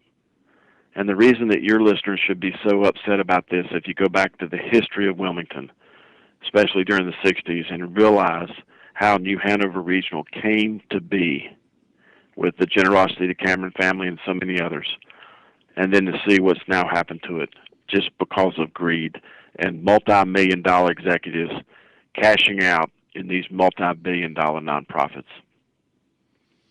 It's kind of alarming. I mean, especially we have an aging population down here that is more far removed from care in many ways. It's interesting. It would be neat to see a Dozier become a more profound facility. It's one of a kind with respect to how Novant now operates. A Novant facility is quite nice. You go into that facility on 17. It's quite a nice facility. You see New Hanover Regional, there's some people that provide some wonderful care. There's a cancer center over there. But when you look at those bills, it's hidden. It's very difficult to navigate. You have to have a degree in economics and probably 2 or 3 in Sanskrit interpretation, because the bill isn't clear, it isn't direct, it doesn't make sense. And it astounds me if we were to do this at any kind of retail outlet. If you were to go in the grocery store and buy food and have no idea what it cost, and you get just a bill, they said, "Oh, you owe us $300," and they don't tell you what each thing was, it would wreck families. They would have no idea to gauge what they're buying. Well, exactly, and former Treasurer Harlan Bowles said this 35 years ago. State Auditor Beth Wood said it 12 years ago. Bill Gates said it 11 years ago. Warren Buffett said it 4 years ago. Elizabeth Warren, who ran for president, said it 2 years ago. That this is the leading cause of bankruptcy, and individuals, not only in North Carolina but across the country, are one medical bill away from economic destruction. And that has nothing to do with, by the way, the infection rates in hospitals, where even my father acquired 2 hospital-acquired infections, was sicker after he went to the hospital than when he went into the hospital on 2 different occasions. This is just a billing problem that hospitals have, not to mention the infection problems and cleanliness issues that they face. But I appreciate you discussing that. You also are keenly aware of what's going on in this Bald Head Island bond. Can you explain a little bit about that and how because that seems like a very confusing issue to folks not tuned to it. The Bald Head Ferry that runs from Southport back to Bald Head, it's a big part of their economic reality. I've been in North Carolina all my life. I'd never visited Bald Head Island until this issue came before us. And this ferry system is a highway. It's no different a highway than Highway 70 or Highway 40 or 140. It's the only way for residents and goods and services to get to that population of people. It's been owned by a multi-billion-dollar family from Texas for years, from all accounts of, a great family, the matriarch George Mitchell, who developed Bald Head Island, and the ferry, they decided they want to get out of the ferry business. And when this came before the local government commission to borrow money, I started asking three basic questions that no one should be shocked about. I want to know about the governance, I want to know about the transparency of this transaction, and I want to know who set the valuation, who determined that it was worth this amount of money. Because at the end of the day, the Bald Head Ferry is not about the people who own the boats. It's about the people who wash and have to work on them. The ridership of the Bald Head Ferry system is probably 6-to-1, workers versus actual residents or renters. And this is a big deal, and all we've been trying to do with the local government commission is to get transparency, governance, and get the valuation right.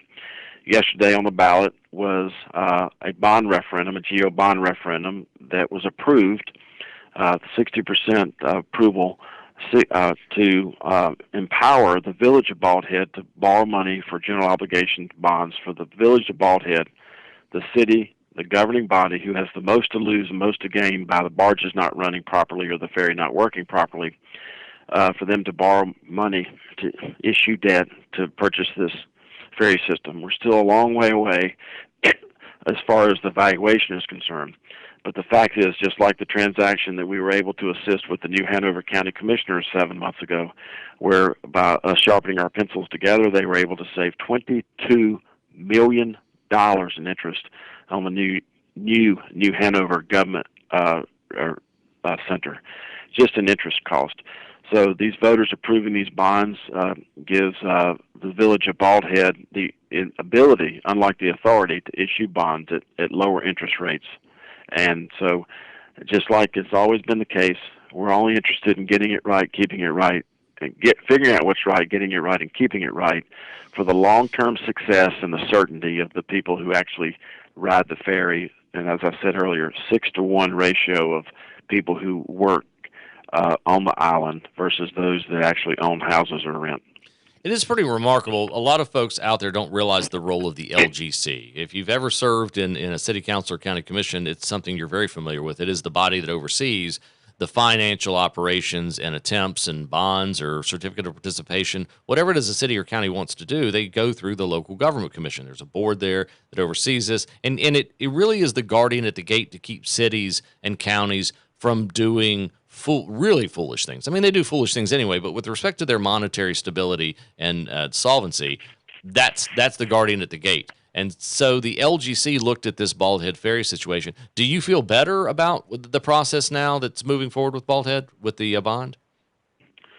I feel better. Obviously, there are a lot of high-powered people who think that they can, the more they talk to you, they can convince you of something that just doesn't feel right to start with. And now that this bond referendum is behind us, I hope that we can get some clarity, because you need to remind your listeners that this ferry system, at least half of it has been regulated by the North Carolina Utilities Commission. So there's been an overseer of part of the ferry system, but I don't think it applies to maybe part of the barge activities or the parking activities, because a lot of money is made on the parking. There's been all kinds of threats about, they're going to sell it off to piecemeal to private investors, and I just want to remind the people down there that 10 football fields away from the Bald Head Ferry at Deep Point is the state ferry system. 10 football fields away. You can actually see it one from the other. So at the end of the day, this is a highway. It's a public utility, and it needs to be operated in the same level of sunshine that everything else has to operate in government. Always fascinating to me, having flown over that area when I was doing flight training, is that it's not as much of an island as it was, that there's land from Bald Head all the way to Fort Fisher. It's a straight land. I mean, they got a sign there, so you're not supposed to. Theoretically, scientifically, you can drive to Bald Head Island, but I don't think legally they want you to come over there, and they will stop you. There's more protection at that border than there is at the southern border right now. They will stop you and turn you around if you try to drive onto Bald Head Island. So very interesting there. Now, also, Dale, I'm going to mention something. I have not had a direct conversation with you about this, but I'll tell you what I've heard. and you can choose to or not comment on it. But you're in your 5th year, 2nd term as treasurer of the state of North Carolina. Unbelievable vote totals. You're very frugal in the way you operate the state government. You were very frugal in the way you ran your campaign. I know you well, so I know how tight you are, and that's part of one of the things people love about you. You are definitely a fiercely independent conservative voice in our state political world, and you stay focused. You're very task oriented, but there are rumblings out there that there's going to be Governor Cooper's going to be term limited out here in about 3 more years, and your name keeps popping up. Is that something from a pursuit of political endeavor? You've got huge name ID, probably the highest name ID of anybody in the treasurer's office in my lifetime. Is there an interest? Would you ever have an interest in pursuing the highest executive office in state government? Well, thank you for asking. My job right now is to be the best state treasurer in North Carolina history, and those are pretty big shoes to fill. But, all these questions come down to, whether I can and whether I want to. The benefit that I have is that I am, in the last election, I've got more votes than anybody who's ever run for president in North Carolina, and every newspaper endorsement. And the reason is that, I look at my job very much like I do yoga, and that is that you pay attention to your mat and you do as best you can there, and you breathe. And my mat right now is to be the keeper of the public purse. But there's lots of things that need to be adjusted in our state government. But at the end of the day, with anyone out there who's thinking about running for public service and thinking about that, it's just important for them to know that at the end of the day in life, all that really matters is to have somebody to love, something to do, and something to look forward to. And I have all three of those things in my life, and I'm currently just focused on being the best state treasurer in North Carolina history. State Treasurer Dale Folwell, thanks for your time this morning. Appreciate you being on the show. Thank you for having a show that actually informs people about these important topics. It doesn't just affirm them about something they've already heard or read. Well, appreciate that very much. Dale Folwell, have a great day. And we're going to take a break here at the Big Talker FM. Your host, Chad Adams, coming back. Jeff Rivenbark from WWAY TV3. We shall return in just a moment. I hope Jeff calls in. He'll call in. A Monday warrior, mean stride. Today's Tom Sawyer, mean pride. I'm a medical assistant. I'm the first person you see at the doctor's office. I love what I do. I never have the same day twice, and my job is stable, flexible, and important. And I have options. Medical assistants are in demand. I can work in a variety of healthcare settings, including specialty physicians' offices, hospitals, and in any healthcare facility. I'm a role model for my kids and a trusted healthcare professional at work. I got my start at CFCC, and you can too. Visit cfcc.edu/medical assisting and get started today. Hey everyone, Ben Hawkins here with Cross Country Mortgage. Rates are still at historic lows, and there has never been a better time to purchase your dream home or refinance your existing. With over 300 loan products including conventional, FHA, VA, USDA, renovation, and jumbo, we are certain we have the right loan product for you and your family. Call me today to be pre-qualified to make the offer on your next dream home. 910-352-3373 or visit my website at lendwithben.com.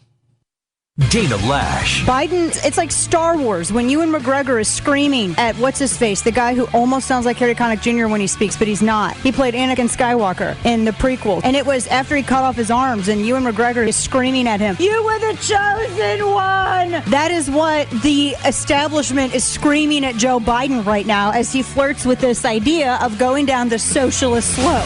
The Dana Show. 3 to 6 p.m. only on the Big Talker FM. Hey guys, Ramsey personality Rachel Cruz here. Every day we get calls from people in all walks of life who want the same thing, a plan. Whether you're stuck in a job that you have no passion for or want to get on a budget, we have advice from the experts right here on The Ramsey Show.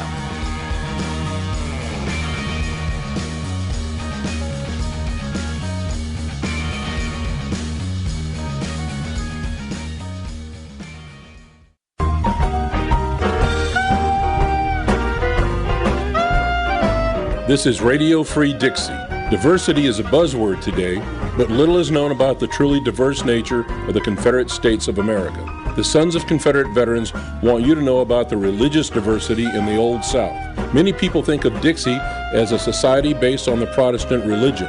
Yet, during the War for Southern Independence, the South's first two heroes, General Beauregard and Admiral Sims, were Roman Catholics, and the Confederate Secretary of State was Jewish. Within the Confederate Army, chaplains of various faiths worked with soldiers of various faiths.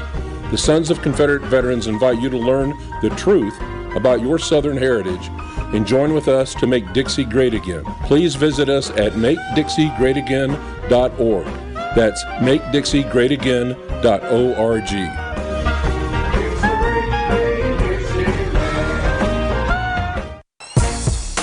Here, Tom Goolsby on the Joe Catanacci Show. People with common sense know that the entire theory of socialism is one big lie. The Big Talker 106.7 FM.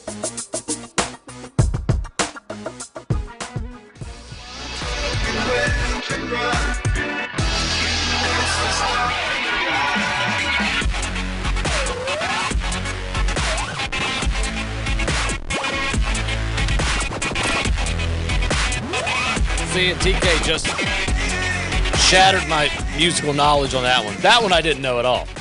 So, good job there. Chad Adams, your guest host. Not guest host, your host. Sitting in here, the Big Talker FM 106.7. It's weird to reflect back on, 11 years ago, those first couple days, taking over the microphone for the Talker 4-hour show. It's dark 30 every day. But beautiful sunrise coming out here. Beautiful day, beautiful weather. I mean, you guys, we live in this amazing place where, in November, you're going to have highs in the 70s, low humidity. The only thing you have to worry about are a few gnats and no-see-ums and bugs of a certain stature in nature. But otherwise, it's a great place to be. Now, we are awaiting a call from Jeff Rivenbark. WWAY is supposed to be joining us any second now. I think he is scheduled. He did confirm. So we're ready for him to call in. Now, having said that, just a reminder, Youngkin has been declared the winner. It has been called for him in Virginia. So it ended up being 50.7% to 48.6%. If you're wondering why that doesn't add up to quite 100, that's because they have a third-party libertarian candidate who got 0.7%. So you add that up, that's where you get to. The New Jersey governor's race, a little more interesting because still at this point, it appears that it is a 49.7 to 49.6 race with the Republican leading. So 97% of the votes in, the Republican leading that race. And it's kind of bizarre because it's by less than 1,000 or just over 1,000, about 1,200 votes, it looks like. So lieutenant governor looks like will be Republican. Looks like the attorney general will be Republican in Virginia. So kind of a crushing day for those folks. And again, Jeff, I'm hoping Jeff, well, we really would like to hear from you, Jeff. But going around yesterday, it's one of the things about elections. So this election's over. So what happens today? What happens moving forward? So we do have Jeff.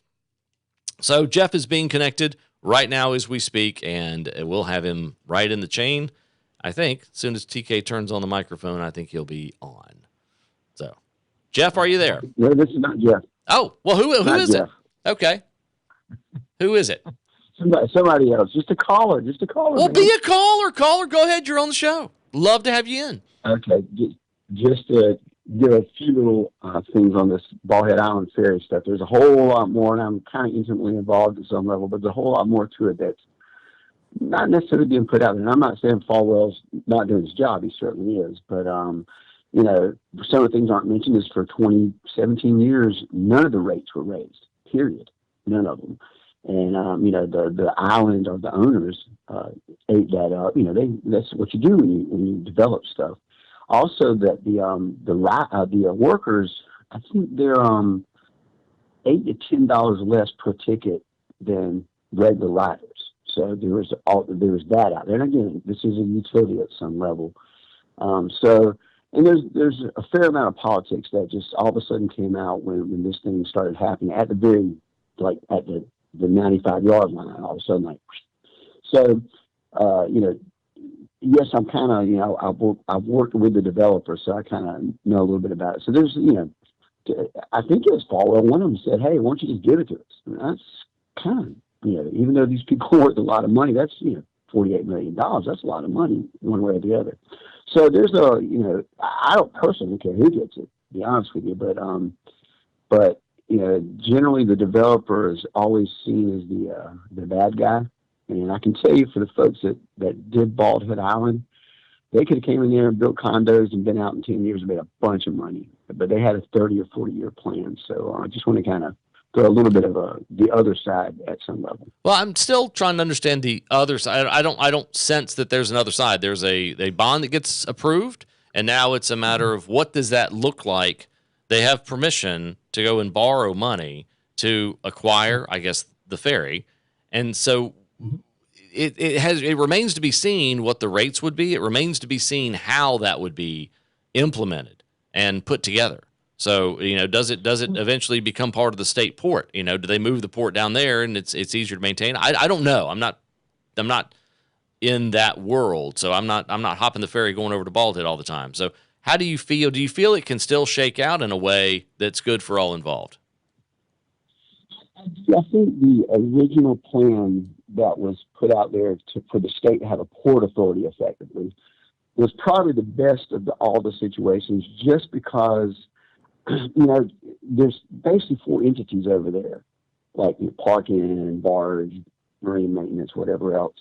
It would all have been in one hand, because right now it's in one hand. If somebody calls, Bald Head Island, hey, we need to get the barge, we got to, this, that, and the other, it can work itself out. And believe me, I've seen where when people start getting their little entities, they have their little fiefdoms and all that good stuff. So from the end of the day, it was the best option, because even it had, I think 11 board members, 3 of them were from Bald Head, 3 of them from Southport, you had some up there.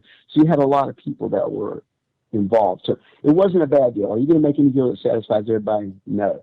I'm just saying what was suspicious about it is, not from Folwell necessarily, but because he did compliment him, but from all of a sudden it started getting political. Like, where did this come from? Why at the last minute? It wasn't even the very beginning. It was like really after the thing had the bow on it, like ready to go. And Bald Head did all the hard work and handed it over. And the only dispute was, how much is it worth? And I don't know, but I've heard, that if they did sell them each individually, these 4 or 5 entities, there's actually more money to be made. But then Bald Head is trying to, because Mr. Mitchell, the one who's dead now, he was a pretty good guy. He did a lot of good stuff.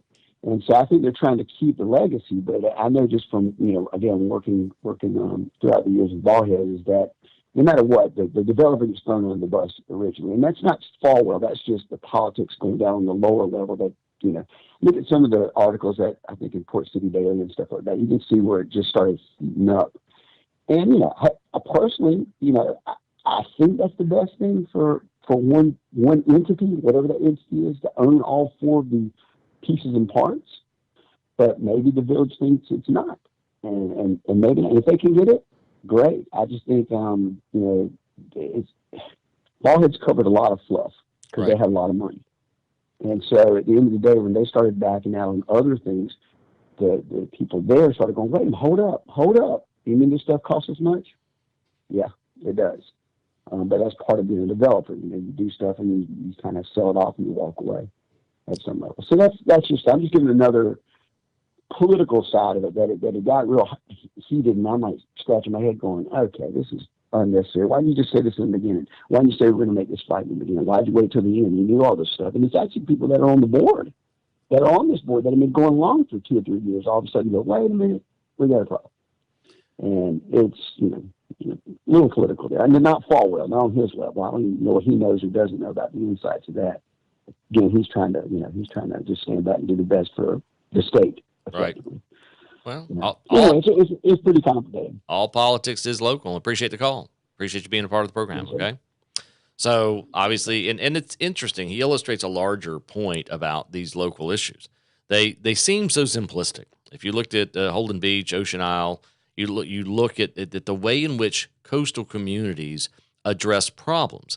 It is a very fragile ecosystem on the one hand. It's a very fragile geography on another. You can have a storm that can cut an inlet through an island at any time. And then people, when they build back, they try to address it in a way, if we just move sand this way, or if we put some kind of buffer in, we put a jetty in, maybe not. Who pays for it? The people in the front row should pay more. No, well, everybody uses it. The people who use it should pay more. We should have paid parking, and then you end up like Wrightsville Beach that really discourages people from going there because it's so egregious. Beach communities have their own challenges from a local government standpoint, Bald Head being no different. But as we look at these coastal communities, he mentioned something about developers. I didn't take that he said anything bad about developers. I'm kind of stymied when I read through all of the ads in the State Port Pilot yesterday. And as I'm reading these, I'm even the people who own the pilot and stuff, that this egregious attack on property rights that developers and people who build homes are bad. I've always marveled at this. And I'm not a home builder, but there's three things people need. They need shelter, they need food, clothing, and they need food. So they need food, they need clothing, and they need shelter. And two of those three don't seem to be contentious. When there's a grocery store, people love it. Oh, there's a new Publix, I get to go and buy whatever. If there's a new Food Line or whatever kind of grocery store you like. And people who provide clothing for you, whether it's from Walmart to high-end shopping here in Wilmington, that's all great. But whenever someone wants to provide housing, it always becomes contentious. And it's sad. Developers are placed and home builders, they build people's homes. A lot of times they'll take an existing home, especially on island communities, that's aged, that doesn't meet current code, and they'll tear it down and put a new one there. So it's infill or redevelopment of given places. So I'm kind of astounded. The Southport war on short-term rentals shows, to me, this is me, shows a profound degree of ignorance on the part of Southport. Wilmington tried this. It didn't work very well. It ended up becoming a racial issue. It also ended up, just being silly, the way in which they wanted to put on a lottery if you could or couldn't rent your home. It's your home. And unless you're causing a problem, they never could prove that it caused any crime issues. They never could prove that it did anything detrimental to the community whatsoever. In fact, those short-term rentals, whether it be Vrbo or Airbnb or the 20 others that are home away, there's 20, 30 of them out there. Those are dumping. They collect taxes from people. Short-term rental folks pay taxes, and those taxes get paid right directly into the city coffers. Southport, you'd be foolish to not allow some form of short-term. You like long-term rentals. You like folks, the entire community relies on short-term rentals in the summer. They rent your house by the week, rent a room for a week, and you want to outlaw that. And it's a degree of myopic vision that has made people bad guys. They tried to say the election was being bought by these big-time developers, and they're putting money in, and oh, how dare you? Oh, it wouldn't be long before someone could have a house and they could rent a room and then rent their garage, and this would be terrible for the community. Well, you can do zoning and planning. You can do some stuff to make it very restrictive, but you just make it more expensive.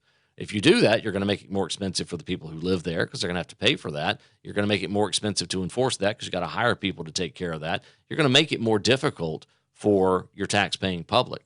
You can do that. But as far as restricting rentals, it's going to be very difficult to justify restricting someone's ability to rent their home when you encourage it through the summer for people to rent their homes or rent rental properties. It's just a myopic way of looking. And so you guys have it's amazing the degree to which a small issue can become so large, so emotional, and so egregious. So instead of having a methodical discussion, and then the election really did turn against Airbnb and against short-term rentals by the results of the election. Mayor Hayden being elected, from what I can discern, this is a repudiation of developers. If you can make an election about developers, you basically have put horns on their head, given them a bifurcated tail, and tell them to hop around with a pitchfork. And you've made developers out to be these really evil people. And yet you use everything developers have done. All of you folks in Southport that go out to Walmart, well, a developer built that Walmart. You go out to Walgreens or Lowe's, well, a developer built that. You go everywhere you go shopping, developers did that. And you're like that. I mean, it's amazing the people in St. James. And no offense to you folks that live there. It's a wonderful gated community. It was one of the last gated communities somewhat allowed in North Carolina. But from an environmental standpoint, St. James was a nightmare. It's one of the largest wetland destruction mitigation issues we've ever seen in Brunswick County. Giant trenches were dug, massive environmental fines. So when people start lecturing from St. James about the environmental impact of others, they live in probably the single largest environmental impacted area in all of Brunswick County. for the foreseeable future. Some of the largest fines ever levied from a development standpoint in that community. A lot of people who live there have no idea that that's the past. And if you try to build anywhere on the islands, anywhere, if you're at Holden Beach, here's Supply, and you start a building, you'll be amazed at how many of your neighbors, one of the first things they'll do in this kind of nanny state mentality is they will run to the city and they will complain that somebody put a shovel in a lot that wasn't theirs. And I don't say this to just, it's more than anecdotal. I had it happen to me. I tried to protect a piece of property, put a bulkhead on it, and was talking to the city. They said, oh, yeah, we had like 24 complaints. People didn't like that you did that. And I said, what'd you tell them? It says, none of their business. You complied with the laws. You worked with everything that was there. You looked at the regulations. You built it, complied with it. But people, they want their piece of the beach, but they don't want anyone else to have a piece of the beach. They don't want anyone else to be allowed to build. They try to, it's 90% built. You can't build in. You can't. There's no more room to build. We'll have to go across the bridge and start building. There's some truth to that, but there's a lot of redevelopment that can take place with the existing infrastructure there. There's a lot of lots that are being rebuilt on. Houses are getting better. Prices are going up. Property taxes go up. And everybody benefits from that. The beach is the draw. The reason people want to be there is because there's a beach. The reason tourists want to be there, there's a beach. That beach is everybody's. That beach helps everybody. And to sit there and punish the people on the beachfront, those people need to pay the most.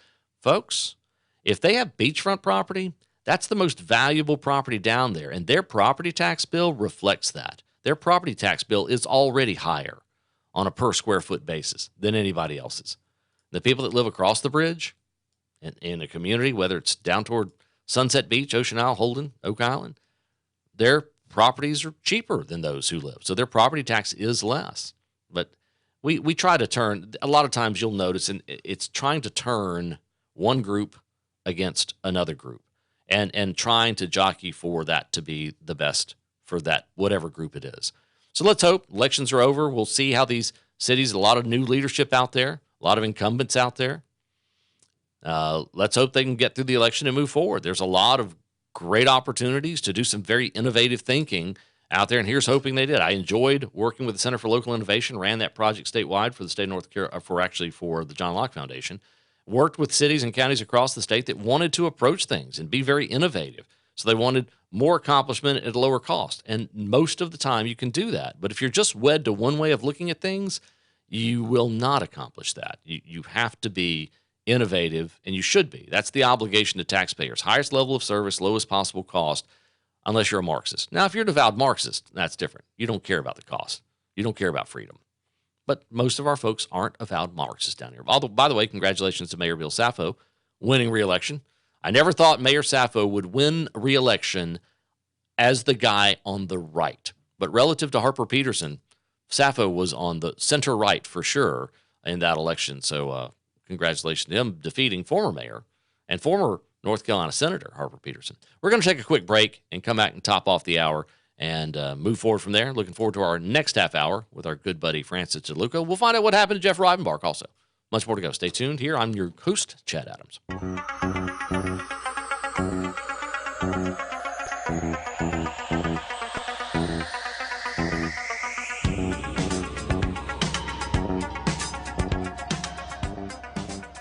If you're anywhere near Oak Island, come check out Seaside Jewelers at 8801 East Oak Island Drive. They're on Oak Island. You're going to find the latest in Oak Island lighthouses, nautical charms, pendants. You're going to find bracelets, turtle charms, anything in the jewelry genre you need, you can get there. And if they don't have it, they'll find a way to get it for you. Come check out Seaside Jewelers at 8801 East Oak Island Drive. And if you tell them you heard it on the Big Talker FM, an extra 10% off your purchase, but only at Seaside Jewelers, 8801 East Oak Island Drive. The lowest prices in town. Come check us out today. I'm K.O. Davis from K.O.'s Coast to Coast Tree, and I want to be your tree man. When your trees need cut, 2 letters to know. One is a K, the other is an O. K.O. Tree man. Proper trimming is the most important thing that you can do, so don't just hire anybody to do it. You need someone that knows what they're doing. K.O. Call the professionals at K.O.'s Coast to Coast Tree and visit KOTrees.com. Hey, this is Matt Ham, co-founder of Uprint and the co-host of Wake Up Our Faith. every Saturday and Sunday right here in Wilmington's Big Talker. We invite you to join with our nonprofit movement by participating in the Portable Faith Community. This is a $10 a month tax-deductible contribution, and you get access to daily encouragement, resources, as well as our prayer community. You can go to wakeupmyfaith.com to get subscribed and learn more. That's wakeupmyfaith.com. Hi, this is Justin Humphreys from the Humphreys Law Firm on Eastwood Road. The Humphreys Law Firm is located in Lumina Station, Wilmington, North Carolina.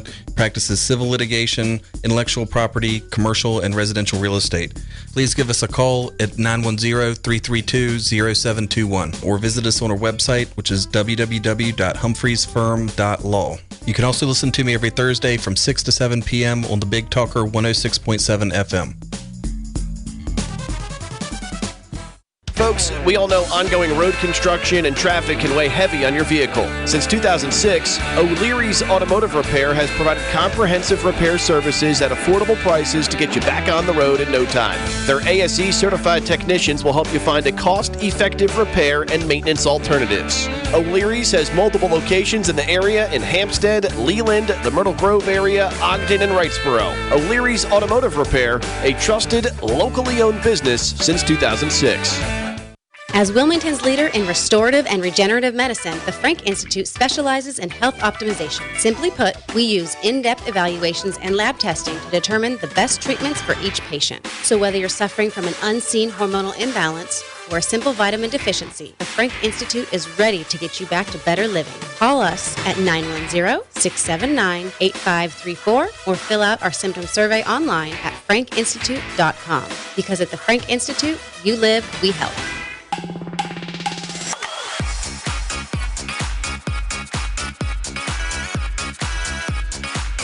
There is no doubt. Imagine TK configuring the alarm clocks for the region. You know, you would all get out of bed as if a cattle prod hit you, right? You'd be ready to go, jumping out of that bed, ready to hit the day. Coffee would be slow. Coffee is slow relative to the music you're throwing down. Coffee would be slow. A couple of things worth noting that if you're looking for some simple lessons here as to what went on last night, especially on the grand scale, if you're watching, many of you were, depending on whether you're watching, certain three-letter networks, whether it's Fox, CNN, or MSNBC, you're watching those kind of things. It's interesting the filter through which we see the prism of political endeavor. So you watch this, you're looking at the TV, and you're like, well, I'm watching it this way. If you flip over to see it, if you lean to the right and you look at CNN or MSNBC, it appears that they live in a different universe. You just can't reconcile that what they said was, well, it was all racism, that the only reason a Republican can win is racism. You'll see them. They even accuse Joe Manchin. They give coverage that, well, he's actually a sexist racist because he's against Joe Biden's Build Back Better. They never want to address the issues, the actual issues that are underlying a lot of this. They want to make it about virtue signaling and race and critical race theory, and they say that doesn't exist. And it's this weird, as much as people want to believe that the right is full of conspiracy theories, the left has concocted some real whoppers. I mean, some just unbelievable stuff out there that the only reason Youngkin won was they want to make it about a race. They want to say that, well, then explain the lieutenant governor who's black, explain the attorney general who is Hispanic, explain that. Explain how all these racist people put the diverse candidates in office and threw out the Democrats.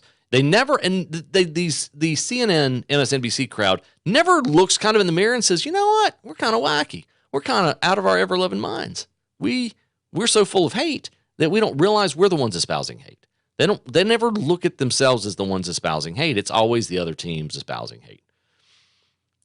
So when they looked across America last year and cities were burning and being looted and cops were being killed, that didn't really bother them. Oh, well, that's okay. When Maxine Waters preached about going and finding Republicans and in restaurants and places and tell them they're not welcome here, run them out, call your friends, get a gang, basically run them out, that was okay. When Kathy Griffin cut off Donald Trump's head and thought that was comedic, that was okay. And when the insurrection, the alleged insurrection, when the protest that got out of hand last year on January 6th happened, you would have thought it was the apocalypse for the left. while they ignored the zone set up in Seattle where occupied territory on U.S. land was taken over by a bunch of avowed Marxists, and the police and law enforcement were prevented from going into that area, the CHOP. They didn't say a thing. But when some misguided people got into the Capitol building, they thought it was the end of democracy. And mind you, they really felt that democracy could fall with a couple of unarmed, largely unarmed, conventionally unarmed individuals, that the entire U.S. government could fall because of these misguided. And there's hundreds that have been arrested. Nobody's been prosecuted for an insurrection, by the way. None of that. That's not the charge. It's trespassing and aggravated assault and things like this. But they don't connect those. Whereas people on the right kind of are upset about all of that. Most people on the right, that shouldn't have happened. January 6th shouldn't have happened. But all those other lootings and burnings, that shouldn't have been tolerated either. People coming across the southern border illegally, that shouldn't be tolerated either. That's the difference in the left and right is the right would say all of these things are bad. On the left, it's only January 6th that's bad. All the rest of the things are okay. But the takeaway from last night, we'll go to a break. Republicans had some pretty good news last night. They're going to be able to recruit stronger candidates. They're basically stopping the Biden agenda, which is horribly unpopular. Democrats are in complete disarray. Democrats, even worse news, you're probably going to have a lot of incumbents all of a sudden starting to say, I don't want to be in the minority, so I'm going to retire. I'm going to retire, or I'm going to run for some other office. It's going to hurt them in fundraising. It's going to affect them in swing districts. They're going to have trouble attacking Republicans the way they used to. And it's really, that Biden reconciliation bill is kind of, it's in trouble. Stay tuned, much more to go.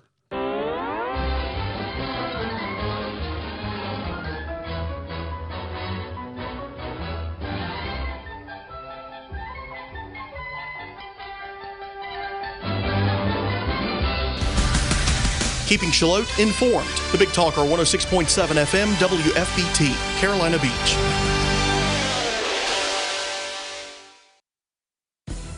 Hi, this is Justin Humphreys from the Humphreys Law Firm on Eastwood Road. The Humphreys Law Firm is located in Lumina Station, Wilmington, North Carolina, practices civil litigation, intellectual property, commercial, and residential real estate. Please give us a call at 910-332-0721 or visit us on our website, which is www.humphreysfirm.law. You can also listen to me every Thursday from 6 to 7 p.m. on the Big Talker 106.7 FM. Hey everyone, Ben Hawkins here, your host of the Lynn with Ben Show, live on 106.7 FM, the Big Talker Radio, every Saturday morning at 9 a.m. We talk all things mortgage and real estate related, and we'd love to have you join us this Saturday, 9 a.m.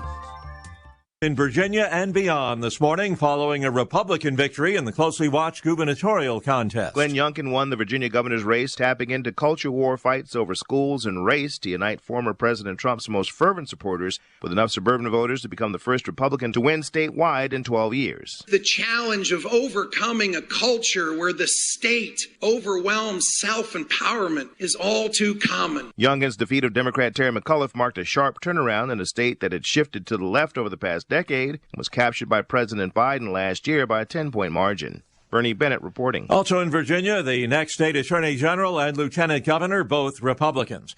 It's a nail-biter in New Jersey, where incumbent Democrat Governor Phil Murphy and Republican challenger Jack Ciattarelli running neck and neck. The vote count goes on.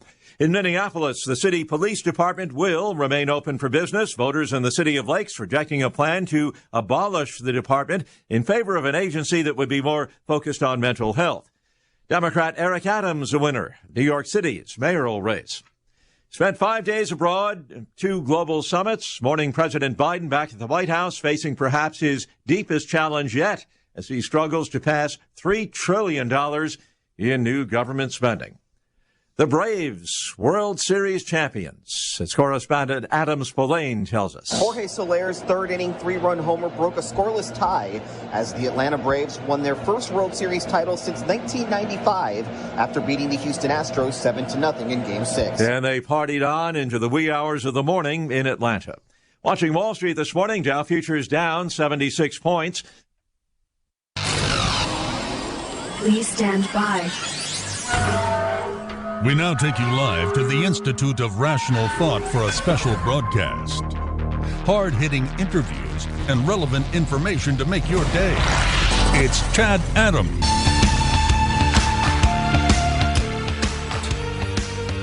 Man, it feels both familiar and strange to be here in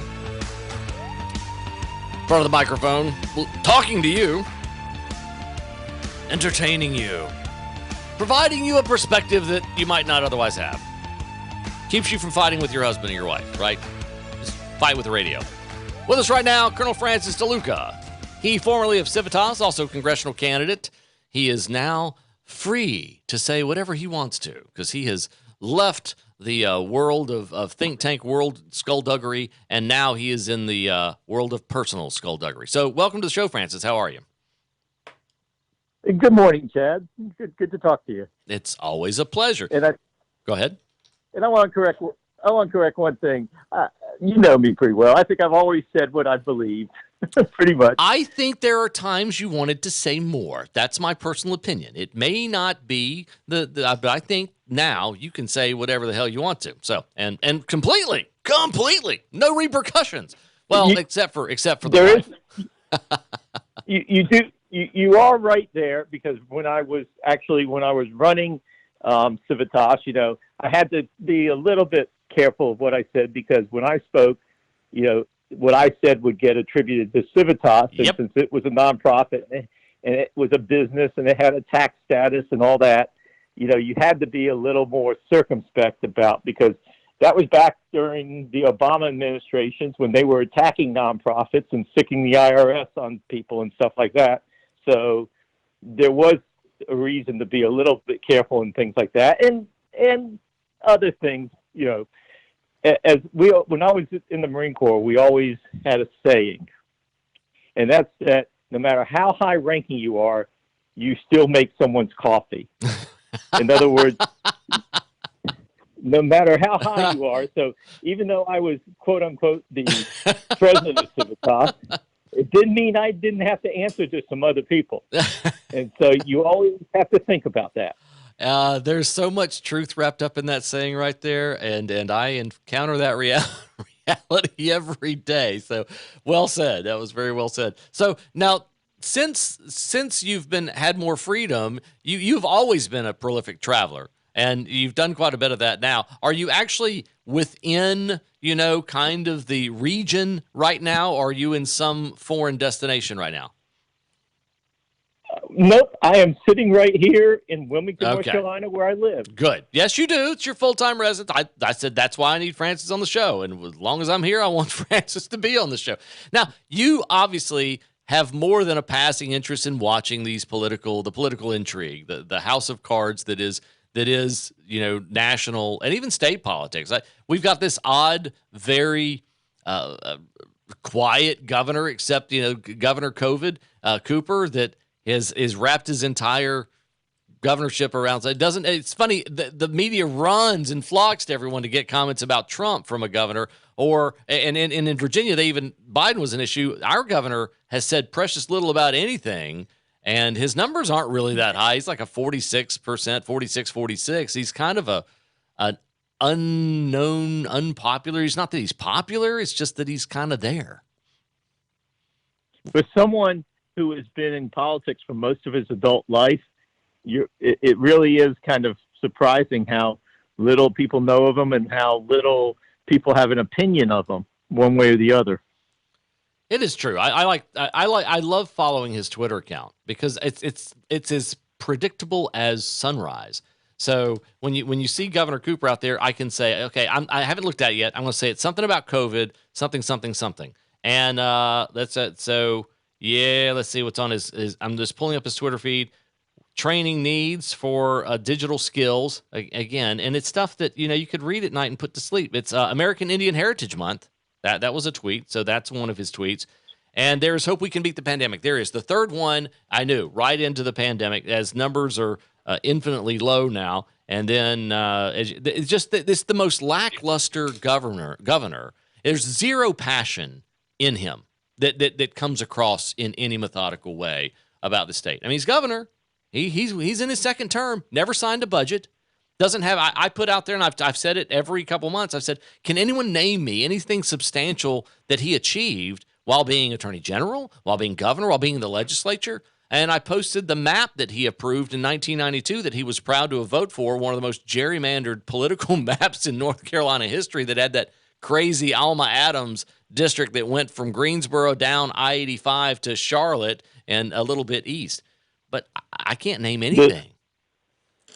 You mean the Snake District? That's what the Snake I think District. They called it Yeah. nationally. It was the worst one in the country. It was considered the worst gerrymander in the entire nation. And Governor Cooper helped, as a legislator, helped create it and supported it proudly. Yeah, he was one of the leaders in the legislature at that time. So yes, he has to take ownership of that. But you're right. He's kind of been fortunate that COVID came along because it allowed him to basically hide in his office in the mansion and not really have to get out and do or say anything. It's proof that the less Democrats say, the more likely they might get elected. I mean, Biden stayed in the basement. Cooper's, kind of hid out in the governor's mansion. And then Terry McAuliffe was all over the place. It looked like it didn't work out too well. Tell us your perspective on that. We're looking at Virginia was, a lot of polls showed 8 points. Nobody I know with a sane mind believed it was going to be like that. But the fact that Youngkin appears to have pulled off a victory is rather remarkable. The Jersey race still seems very close. I was looking at that one, and the Republican still has about 1,000 vote lead in that race. What's your take on what we're seeing? And even the lieutenant governor and attorney general in Virginia, you have remarkable. It's a lot deeper than just the governor's races because, like you said, in Virginia, it looks like Republicans have swept the top 3 offices, which is the first time in a long time. The first time they've elected a governor in over a decade. So that, this is very similar to what happened after Obama won election the first time in 2009. Republicans did very well in Virginia and New Jersey. Now, you could look at what happened last year in 2020 and then compare it to this year, and you would say the swing has been probably as dramatic, if not more dramatic, than what happened in 2009. What you got to look past the top level races. Look at what's happening in the legislature. It looks like Republicans are going to capture the House of Delegates back in Virginia. Astounding. And that was that's nobody really was looking at that, but it looks like they're going to the Republicans are going to be the majority in the state house, which helps Youngkin a lot because then he won't be having to veto unpopular or quote unquote popular bills because the Republicans in the House can keep those from passing. And in New Jersey, apparently there's big shifts in the legislature. Nobody's paying attention down at the local level. The Republicans are picking up a lot of races in the legislature. So this isn't just, people go, oh, well, it was the Donald Trump phenomenon or it was Terry McAuliffe. No, this is people making a conscious decision to vote for Republicans over the Democrats because it's obvious the Democrats have done stuff that, has alienated them. And in Virginia, once they took over, it's kind of like, okay, now we can do what we want. And they did. And what we were finding out is it wasn't real popular with people. We're hearing about the critical race theory. What we're not hearing about is some of the social justice stuff they did, some of the criminal justice, quote unquote, reform they did, which actually empowers criminal more than it empowers police and law and order. And the other thing they did in Virginia, a lot of gun control legislation passed, which is deep in Virginia. People don't really think of Virginia because all you see now is, it's this Northern Virginia and the Tidewater region. But Virginia's a pretty rural state, and there's a lot of people who love their guns in Virginia. They do. I was up there a couple of weeks ago to visit my hometown, which I hadn't been to since I was about, 3-4 years old, and went back up into the Blue Ridge area up toward Luray and that area. Dan Force and I were born in the same hospital there, not in Harrisonburg. But, you go through, you're right, very rural. Outside of Richmond, Tidewater, and Northern Virginia, very rural, all the way over to Johnson City, Tennessee, Bristol area. Bristol, Johnson City, Kingsport, the Tri-City area there in the western part of Virginia, very spread. Also a strange dynamic with respect to cities and counties, because you have these cities that are their own entities that are unaffiliated with counties. That's why you see that strange circles, little pockets of blue that you see in the maps last night. But this was a big victory. Loudoun County, I'd like to ask you what impact the Loudoun County situation, you saw it, I saw it, it was erupting. The Democrats had no intention of caring whether or not, but that was resonating nationally to folks. The Loudoun County situation with parents, the potential of getting arrested, the fact that Merrick Garland issued a decree saying that they could almost consider parents domestic terrorists, and that's not a myth, not a legend. You can read the memo yourself. This was all resonating. This CRT stuff's been resonating in North Carolina. It's been resonating while the media is trying to act like it doesn't exist. They are continuing. Even last night, MSNBC was saying CRT doesn't exist and saying, oh, that's just fake. And it is real. And Loudoun County was resonating. And between mask mandates and CRT and stuff, it looked like Democrats just turned a deaf ear to the public on this. You're exactly right. And I always judge how impactful something is by the media reaction to it. You got it perfectly when you talked about the media was having a meltdown over all this, and they were saying, they realize what happened, but they want to deny that it's real. They want to say there is no such thing as critical race theory, that parents overreacted, that they're, but the whole thing was, it wasn't, you kind of gave a good summary. It wasn't just critical race theory. It was what happened last year during COVID in the schools. Mm-hmm. It was the way parents were treated during COVID. In other words, this is what's going to happen to your children, and you don't have a say in it. We're not teaching your children in the classroom anymore. You have to teach them at home, and of course, and then that helped parents see actually what their children were being taught, which was not a good thing for the schools. And then McAuliffe makes that crazy statement about that I'm sure he regrets that, don't want the parents involved. It was just crazy. Well, no, but that's it. He made a statement that revealed the truth. He said the quiet part out loud. He said what goes unsaid. He said it. And the truth is, in North Carolina, it's the same way. And Roy Cooper won't say that. Roy Cooper's not in the race, so he's not going to get pressured to react to things. But in North Carolina, I can tell you that the education establishment, and you're a little familiar with that, the governor's office, the local school boards, the teachers union, they all feel the exact same way.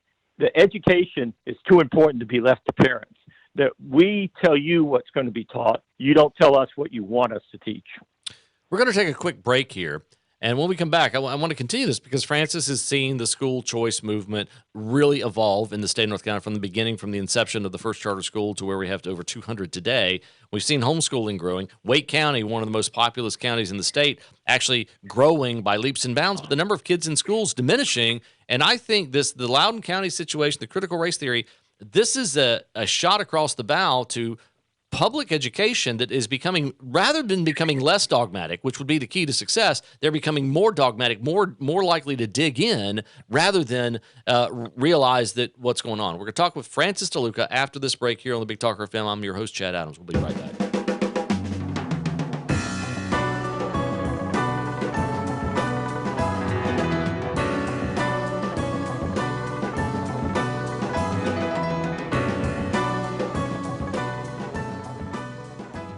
Here's 1 minute of tree knowledge in 30 seconds with K.O. Davis. It's important that you have somebody, a trained professional, to trim your trees. There are these guys out there that just hack trees, and that's the worst thing in the world that you can do. Don't let somebody hat rack your trees. That's tree term for hat rack. You know how they just cut a tree and it looks like it's just got like a hat rack? These guys just go up and just cut the trees off, and they don't cut it back to the proper spot. Call us, because we care about your trees. Visit KO's coasttocoasttree.com. Don't let some yahoo hat rack your trees. Hi, this is Justin Humphreys from the Humphreys Law Firm on Eastwood Road. The Humphreys Law Firm is located in Lumina Station, Wilmington, North Carolina. Practices civil litigation, intellectual property, commercial, and residential real estate. Please give us a call at 910-332-0721 or visit us on our website, which is www.humphreysfirm.law. You can also listen to me every Thursday from 6 to 7 p.m. on the Big Talker 106.7 FM. Folks, we all know ongoing road construction and traffic can weigh heavy on your vehicle. Since 2006, O'Leary's Automotive Repair has provided comprehensive repair services at affordable prices to get you back on the road in no time. Their ASE certified technicians will help you find a cost-effective repair and maintenance alternatives. O'Leary's has multiple locations in the area in Hampstead, Leland, the Myrtle Grove area, Ogden, and Wrightsboro. O'Leary's Automotive Repair, a trusted, locally owned business since 2006. Hey everyone, Ben Hawkins here with Cross Country Mortgage. Rates are still at historic lows, and there has never been a better time to purchase your dream home or refinance your existing. With over 300 loan products including conventional, FHA, VA, USDA, renovation, and jumbo, we are certain we have the right loan product for you and your family. Call me today to be pre-qualified to make the offer on your next dream home. 910-352-3373 or visit my website at lendwithben.com. I'm State Farm Agent Rob Renz, and I want to help you get to a better state. We are one of the fastest growing and most reviewed insurance agencies in Wilmington. That's because our customers love the personalized attention that we give to you. Let us help you get to a better state by visiting our website at ilminsurance.com. That's ilminsurance.com. Like a good neighbor, State Farm is there. Teachers and parents, the North Carolina Symphony is here to support you as you carry on the education of your children and students. Take your kids on a free virtual field trip to the Symphony with a virtual education concert and companion student book. Go on a virtual journey to learn what makes music music with music by William Grant Still, Beethoven, Brahms, and more. Access the free video and student book with password 1932 at ncsymphony.org/virtual.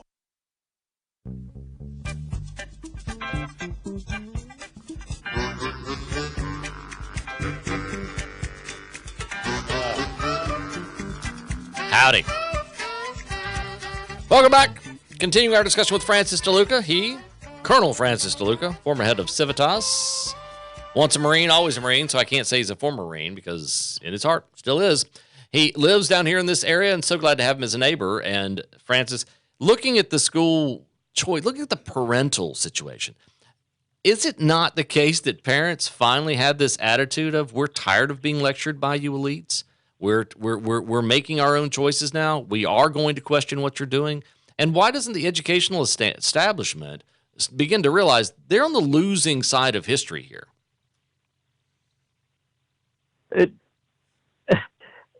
It's just, as you know, Chad, we've worked on this for a long time. We've promoted school choice, but it's just like, it seems like, I'll tell you what it really is. It's about money. It's about money and power. And while people go, well, teachers don't get paid all that much. And to an extent, they're right. Teachers don't get paid big salaries. But when you look at all the other money that is in the education establishment, you suddenly go, oh, and you talk about things like the bureaucracy. You know, there's some pretty big salaries at the school board level. You know, the people who work in the school administration locally, those are big salaries, especially when you get into, in North Carolina, we looked at who the biggest employers in counties, and a lot of counties in North Carolina, the biggest employer is the school board. So that's a lot of money. When you build a school, think about that. The contracts for building school is big business. It is. And so when you control that, and that's not controlled by elected people to an extent, it's controlled by bureaucrats. It's controlled by the people who work in the school administration. So they have a lot of power to spend, in some cases, hundreds of millions of dollars building schools. You know, so when I talk about money, it's not just about the salaries we pay. It's not about the teachers. It's about the other money that goes along with it.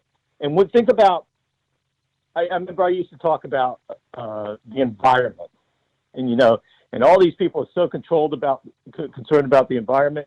And when I lived in Wake County, I kind of estimated that every day, the school buses were driving thousands and thousands of miles. I actually had the number, and I don't want to say it right now because I'd probably get it wrong. But when you think about all that pollution being put in the air to meet some social goal of sending these children to the schools that the bureaucracy wanted to send them to. They weren't going to the closest school. In Wake County, they were sending them, which is a big geographic county, they were sending them all over. So again, you kind of get to the control aspect of it then. And this speaks to kind of human nature. And now I'm going to say something that's going to sound kind of mean. And as you know, I would never say anything mean. But no, people, once people get a little power, they don't want to give it up. And we saw that during COVID and the lockdown, is that when they discovered what they could do to people's lives, a lot of these politicians wanted to keep doing it. They didn't want to give it up. And the schools are the same way. They have control over probably the most important thing in a lot of people's lives, and that's their children. And when you control someone's children, you have a lot of control over everything they do. And their future. Yeah, the future of those children and the future of the families. During COVID, because of the school not being open, a lot of people who would have been going to work could not go to work. And not all those people were fortunate enough to be able to, quote unquote, work remotely. And so, they had to quit their jobs. Now, the government did a lot of things to enable people to quit their jobs and not suffer any ill effects of losing money or anything like that. But again, these people who did that, I mean, you saw the teachers' unions, and basically they didn't want to go back to the classroom ever if they could help it. And so when I talk about money, it's power, it's control over other people's lives. I mean, where else can you have so much control over people but in the education establishment? And, what all this goes, at the end of the day, the answer to this, and it's the answer I, default to, is school choice. Parents should decide where their children go to school, and the money should follow the child. And that can be public, it could be public charter, it can be private, it can be homeschooling, whatever it is. When we go to, I do believe, when we go to 100% of parents have control over the dollars for their child's education will improve dramatically in this country. Now, on an individual basis, some children may not get as good as education as if their parents just sent them to the closest public school. You have to understand that some kids will not get as well educated. But right now, there's a lot of kids who are being ordered to school who graduate 12th grade and are functionally illiterate. Right. Think about that. How do we graduate people out of high school who literally can't read? We socially promote them out of the system. And to that point, you mentioned the power of building schools and the amount of money. And as a former county commissioner, agree. That is a lot of power, and you have a lot of power over parents. You control their work schedules. If the parent-teacher work day, it's amazing to me when they instead of having a 3-day weekend, they'll put a teacher work day on a Tuesday instead of a Monday. Rather, those kind of decisions that affect parents in a huge way, and sending the kids home affects parents in a huge way. But in Wake County, again, the most populous county, they're losing kids in the government-run system while the county's growing gangbusters. They just had a huge redistricting plan. They got brand new schools, these massive $100 million schools that have popped up, but fewer kids going to them. And this trend is one that's very dangerous to the government-run school system. And you're right, charter schools, kids can go, they're free. Not all charter schools are created equal. That's where parental involvement is so critical. I mean, I'm proud of one that has performed very well here in Southeast North Carolina, but you're right. I just don't understand why. I've often been mystified. If public educators are really concerned about the education of children, they should look at some of the success of the better charter schools and say, wow, what are they doing that we can do and implement? But instead, they continue to see charter schools by and large as some kind of enemy that must be dispatched rather than embracing things that are working. You're right. And good. I'm glad you brought up some local charter schools because, Southeastern North Carolina is fortunate that they have some of the highest performing charter schools and just schools, period. I'll leave it to you to say the names because I don't want to say the names because I'll get them wrong. Oh. But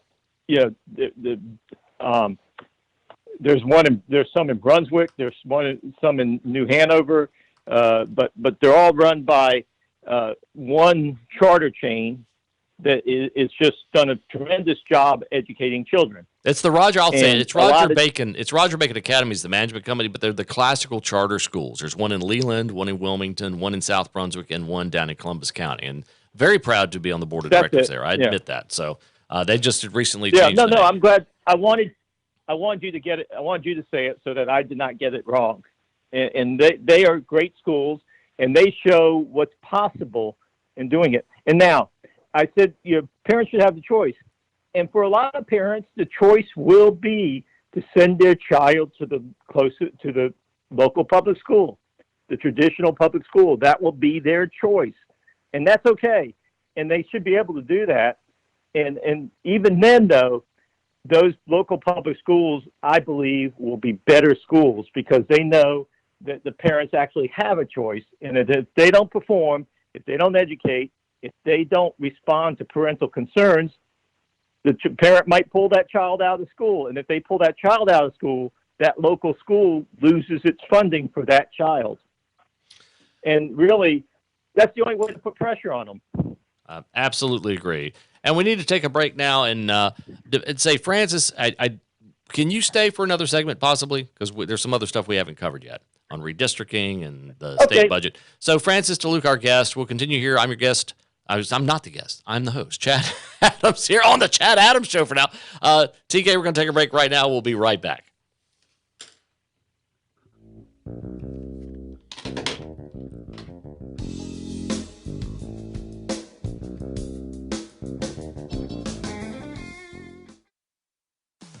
Hello, I'm Jeff Rivenbark with WWA News. Results are in from the municipal election yesterday. Voters cast ballots in more than 90 races across our 5-county region.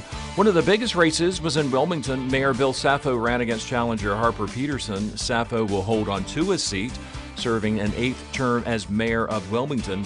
He received nearly 13,000 votes, or around 63% of the votes cast. Saffo's challenger, former state senator and one-time Wilmington Mayor Harper Peterson, ended up with more than 7,200 votes, or around 36% of the votes cast. Saffo says he looks forward to working with the new council to tackle a number of issues the city is facing. Wilmington voters also elected 3 council members. The top vote-getters were Luke Waddell, Charlie Rivenbark, and Clifford Barnett Sr. In Wrightsville Beach, Darryl Mills and Greg Bashimi once again facing off in the race for mayor. Mills got more than 400 votes, or nearly 85% of the votes cast. Bashimi received 67 votes, or nearly 13% of the vote. Carolina Beach will have a new mayor, with current Mayor Leanne Pierce opting not to run for re-election. Former Mayor Dan Wilcox and Town Councilman Lynn Barbie both ran for the seat. Barbie got nearly 1,200 votes, or nearly 60% of the vote. Dan Wilcox came in second with about 800 votes, or nearly 40% of the votes cast. And in national news this morning, U.S. health officials have given the final okay to Pfizer's COVID vaccine for children as young as 5. Yesterday, the director of the CDC gave the official go-ahead on the vaccine distribution. The announcement coming only hours after a CDC advisory panel unanimously decided Pfizer's shots should be given to children ages 5 to 11. Pfizer has already shipped millions of doses to states, doctors' offices, and pharmacies. The special children's shot contains just a third of the dose given to teenagers and adults. For more on these stories, head over to WWAYTV3.com. I'm Jeff Rivenbark. Have a great day. Happy Wednesday, everybody. I'm WWAY meteorologist Ramel Carpenter with your Storm Track 3 forecast. We have much cooler weather in store for us today. In fact, later this afternoon, our temperatures are going to be jumping into the upper 50s and the low 60s, about 10 degrees cooler than where we should be for this time of year. But we do stay dry and quiet, expecting a good deal of clouds and a few peaks of sunshine over the course of the day as well. But tonight, our temperatures are turning much cooler with clouds increasing as well. We fall down to the upper 40s across the Cape Fear. Get your full forecast on WWAY and WWAYTV3.com. This news and weather is brought to you by Two Men and a Truck. For your free quote, go to twomenandatruck.com. twomenandatruck.com.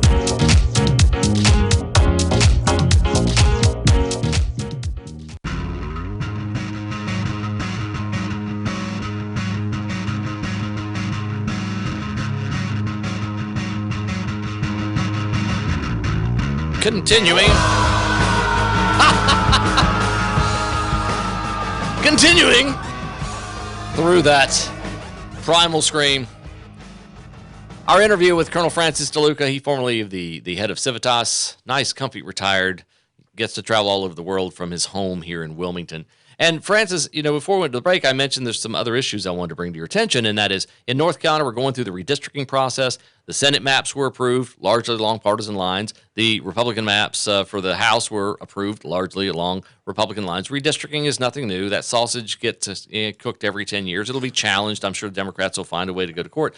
What's your take on the redistricting process? Politics involved in redistricting? No.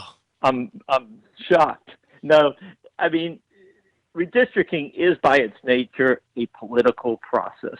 It always has been, and it always will be. No matter what you do, and all these different kind of schemes that come up with doing it,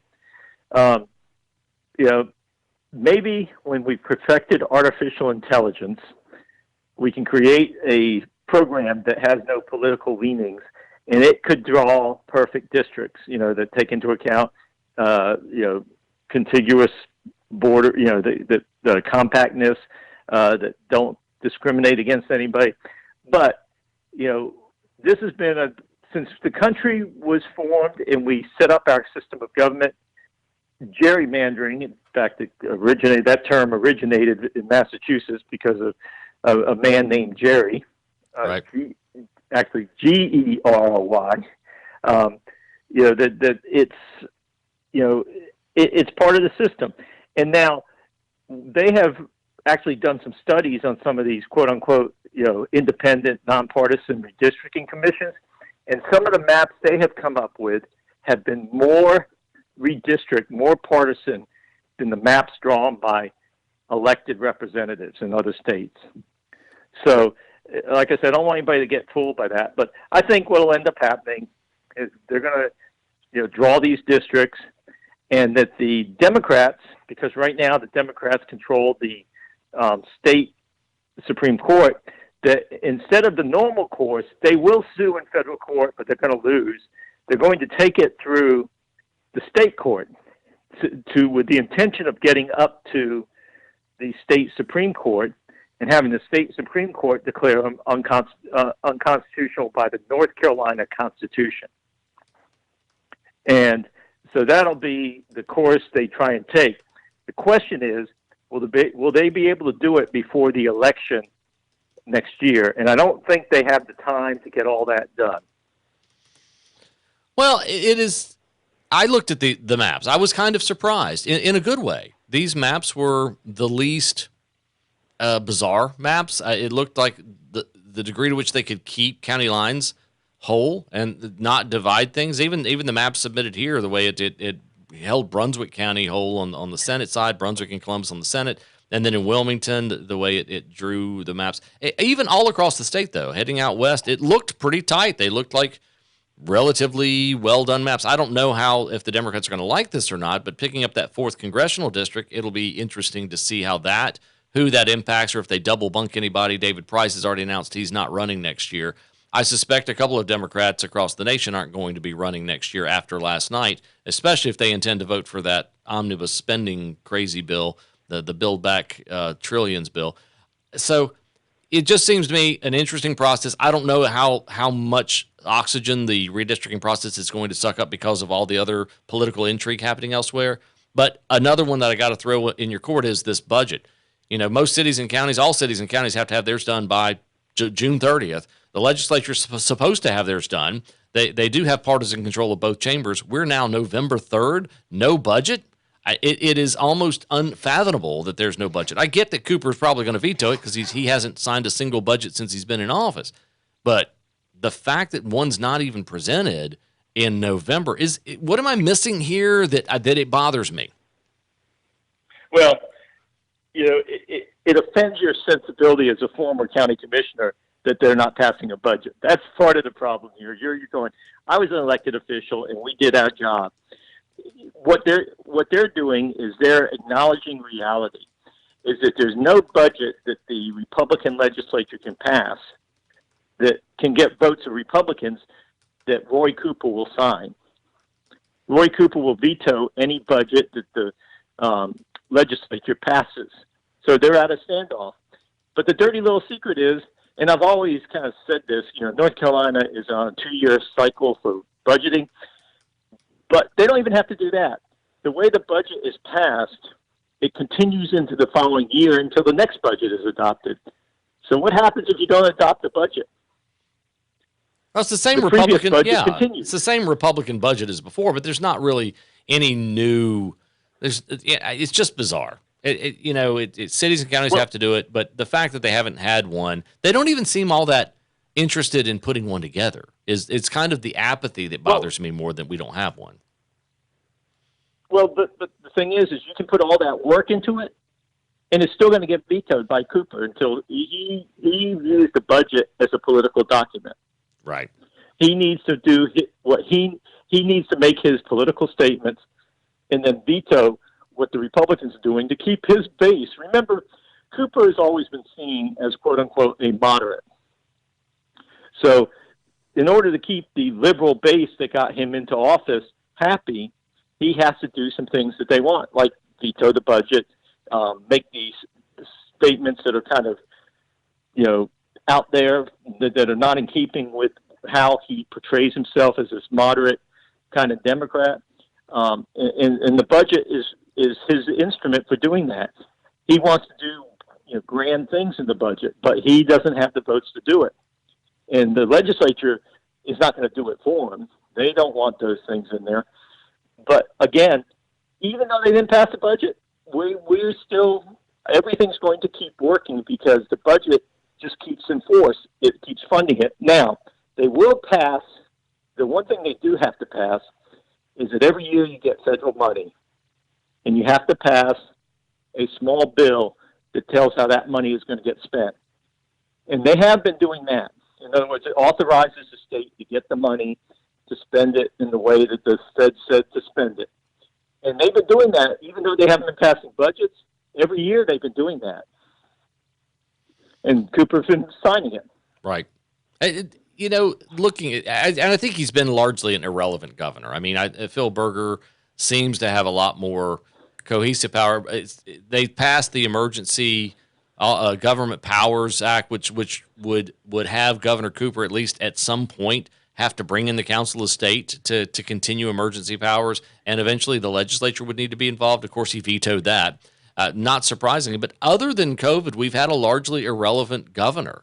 And even on COVID, I think his instincts haven't proven to make North Carolina better in any substantive way on recovery or deaths. I mean, it's sad to say, a virus is what it is. Its ability to kill or hurt those who are most vulnerable to it, time immemorial. But what do you think Cooper will be remembered for? Because he's term limited out, and then I want to turn our attention to the state election statewide, because we're on day one of 2022 with McCrory, Ted Budd, and Walker, and then on to the gubernatorial race. But what do you think Cooper's going to be remembered for here? Because I can't think of anything significant attached to him other than shutting things down. I can't think of anything either. I mean, I'm sure he will be remembered fondly for something because he's a Democrat, and Democrats like to remember politicians. And, of course, lately what they do is they put up statues of their favorite Democrat politicians, and then later on they tear them down. Yes. That's true. Now, turning our attention to the elections here in North Carolina, you have a contested Senate primary. There were going to be 6 or 7 candidates. I think there may be 4 or 5, but the main 3, Ted Budd, Mark Walker, and former Governor McCrory. This could be a very interesting race. I don't know who I would give it to. I think McCrory probably has an advantage in some way because Ted Budd and Mark Walker have similar groups that want to support them. Where do you put this race, and how much will it galvanize state interest? As we get closer to the election, it will galvanize because since it's an open seat, it will draw a lot of money on both sides. And, people go, oh, that's terrible. No, that's good. Because what money does is remind people that there's an election. The more money is spent, the more people remember there is an election and they need to vote. And I mean, that's why I always the people who go, we shouldn't have money in politics. Well, then how would you know there was an election? How would you know anything about people? Now, the information you get from some of the outside groups and from some of the politicians about other people may be, say, not as accurate as you would like, but it is information. It's information you need to make a decision. So we'll have a competitive primary on the Republican side. We'll see if the competitive primary on the Democrat side emerges, because it looks like they've already settled on who they want. On the Democrat side, they want the former Supreme Court Chief Justice who lost her last election to be their nominee. But after what happened in Virginia, they may reconsider on that. They may decide they need somebody who's a little bit more mainstream. Sherry Beasley was not all that mainstream. Not at all. Chief Justice. No, they tried to make it about race. They wanted it to be about race, and that's not gonna sell, especially after the victory of the lieutenant governor and AG in Virginia. I think Democrats are going to have a long, hard mental session about how to deal with the 2022 elections. I think that, like I said, across the nation, we'll probably have a couple of retirements, more along the David Price line. I think they see the writing on the wall. I think the Biden agenda thing is dead. Democrats are going to have to figure out how to be relevant in North Carolina. I think North Carolina is going to be one of those states where Democrats may well struggle with how far progressives have gone.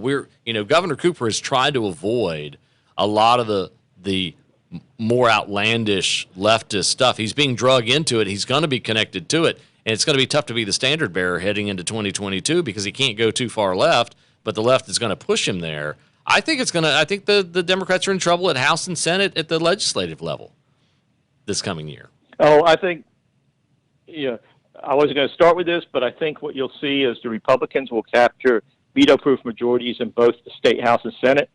I think you'll also continue to see, there's already been, even before Virginia, there's already been a number of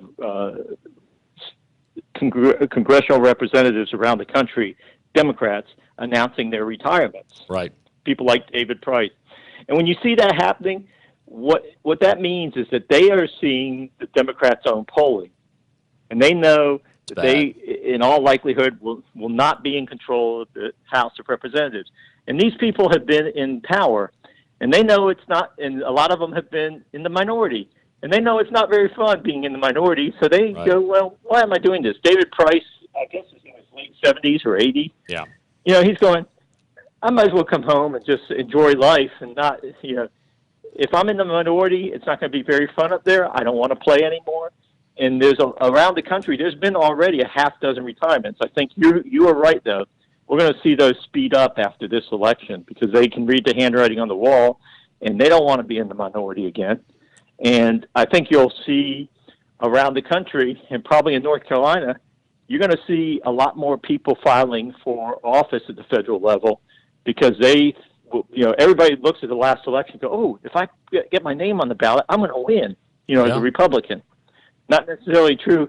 So we may actually see some, in addition to the Senate primary, we may see some primaries for some of our incumbent congressional people.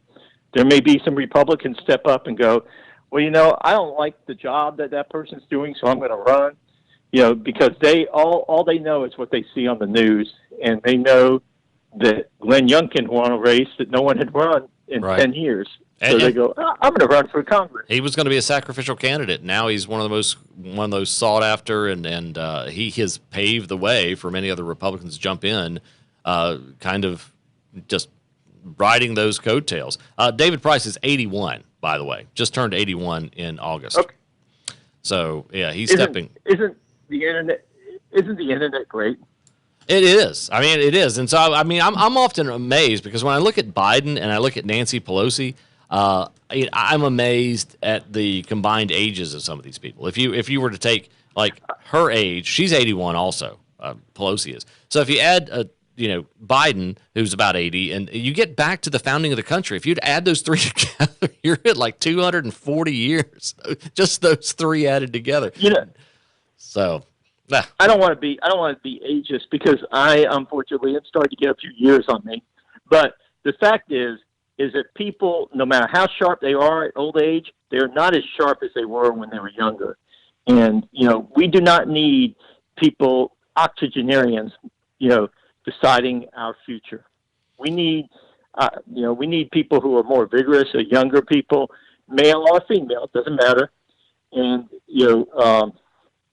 the fact that if you look at the leadership of our country right now, you got Biden, Pelosi, Schumer, and you got Mitch McConnell, Schumer, all old people. So, I think a little youth, and when I say youth, let's talk 50s and 60s. Sure, that's fine. It's kind of funny. It's kind of funny when you talk about Schumer's a youngin'. I mean, Schumer's only 70, so he's quite young relative to Biden and Pelosi. So he's a spring chicken. Glenn Youngkin is 54. Right. I mean, he's young compared to all these people, but the difference between 54 and 74 is an entire generation. So if you think about that, there's a generational difference in people of those ages. Right. Raised completely differently, schools completely different environments. Very shortly, like I know I have two 30-year-olds, and their world of growing up is so alien to how I grew up. The things they experienced and what I experienced. The things. In fact, I was talking to this.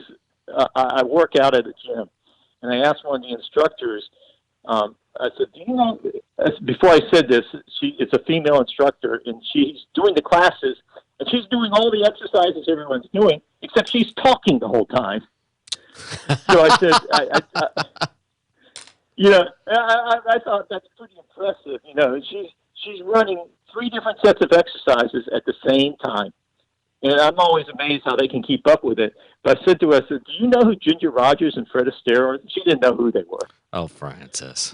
But that's sad. That didn't surprise me. Right. Well, that's a generation. But you knew that going into it. If they were starting to talk about a Kardashian, you would be lost a little bit. But that's why I asked her that, because Ginger Rogers did everything Fred Astaire did, except she did it backwards and on high heels. So I was trying to compliment her, but kind of loses something when you don't know. When you don't know the frame of reference, yeah. I by the way, the one time I can't talk on my phone when I'm running a 5K, I cannot talk on my phone. I can't text. I get you. I cannot. It's everything in my willpower and to get to that 5K mark. So I understand. Definitely phone doesn't work when I'm doing that. The last thing on my mind is I'm just trying to breathe.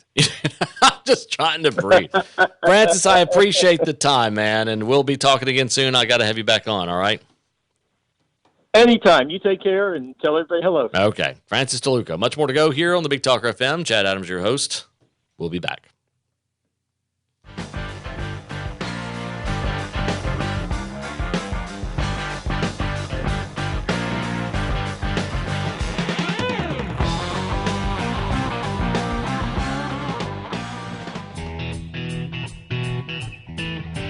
Well, hey, y'all, it's Holly Brewer. And Amy Ludwig. And Kristen Ludwig.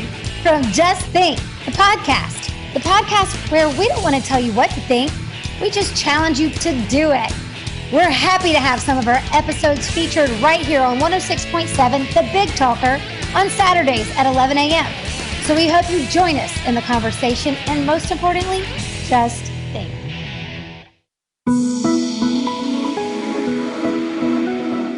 Do you or someone you love suffer from back pain, poor circulation, or struggle to get a good night's sleep? Do you just need help getting into or out of your chair? US Med Express is Wilmington's leading supplier of Golden Technology lift and sleep chairs, carrying a variety of models in our showroom at 1733 Dawson Street. Our chairs lead the industry in power lift recliner features and advances in technology. Our chairs are FDA certified as medical devices, which means it's 100% tax deductible and helps with a number of medical conditions, including arthritis, poor circulation, and sleep apnea. Give us a call today at 910-500-6162 or stop by and experience our chairs for yourself at 1733 Dawson Street. That's 910-500-6162. 1733 Dawson Street in Wilmington. US Med Express. Here, Tom Goolsby on the Joe Catanacci Show. People with common sense know that the entire theory of socialism is one big lie. The Big Talker 106.7 FM. Tune in on Friday mornings to hear The Construction Connection, a collaborative effort between Joe Catanacci with the Big Talker FM and Cameron Moore, the executive officer of the Wilmington Cape Fear Home Builders Association. You start the conversation and we bring you the answers as we take a regional, in-depth look at growth-related topics and issues centered around the residential and commercial development and building industry. The Construction Connection, Friday mornings on the Big Talker FM.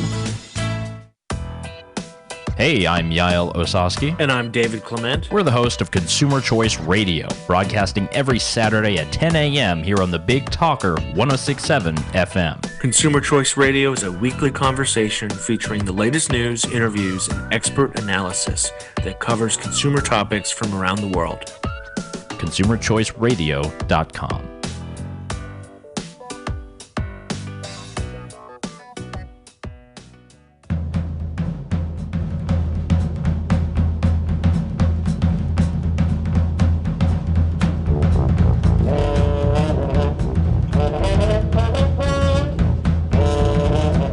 So, small, obtuse, mathematical fact, but Nancy Pelosi would be 480 years, 560 years in dog years.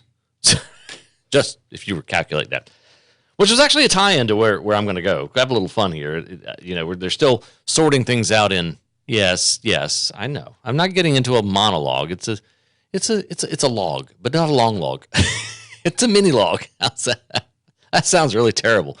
But let's talk about dogs for a minute, since we were going in that direction. There's an article out over at bigthink.com. You ever wondered why your dog? I know dog lovers in where I live, man. Dogs. Everybody's got a dog. You know when they tilt their head and they're trying to figure out stuff. Why do dogs tilt their head? So this helps you understand why dogs tilt their head. The intellect of dogs impacts us daily, arguably more than any other animal. Whether you're training them, find explosives, or find a good place to poop, which is not in the house, dogs are unique. As descendants of wolves, they have been evolving alongside humans for millennia, during which time they've gained cognitive abilities that have benefited this relationship. In addition to forming deep emotional connections, dogs can understand human emotional vocalizations. That's why your friends and your wife and stuff will talk to the dog in that alternate language that you would talk to a 3-year-old with. You know what I'm saying. But despite all the research on canine intellect, nobody has ever thought to investigate one of the most familiar and adored behaviors, that good old head tilt. Some have suggested that dogs tilt their heads to hear better or see, but now a study published in Animal Cognition offers a new explanation. Dogs do it when they're processing relevant, meaningful information, because they're gifted at learning words and sounds and putting that together and putting it in their brains.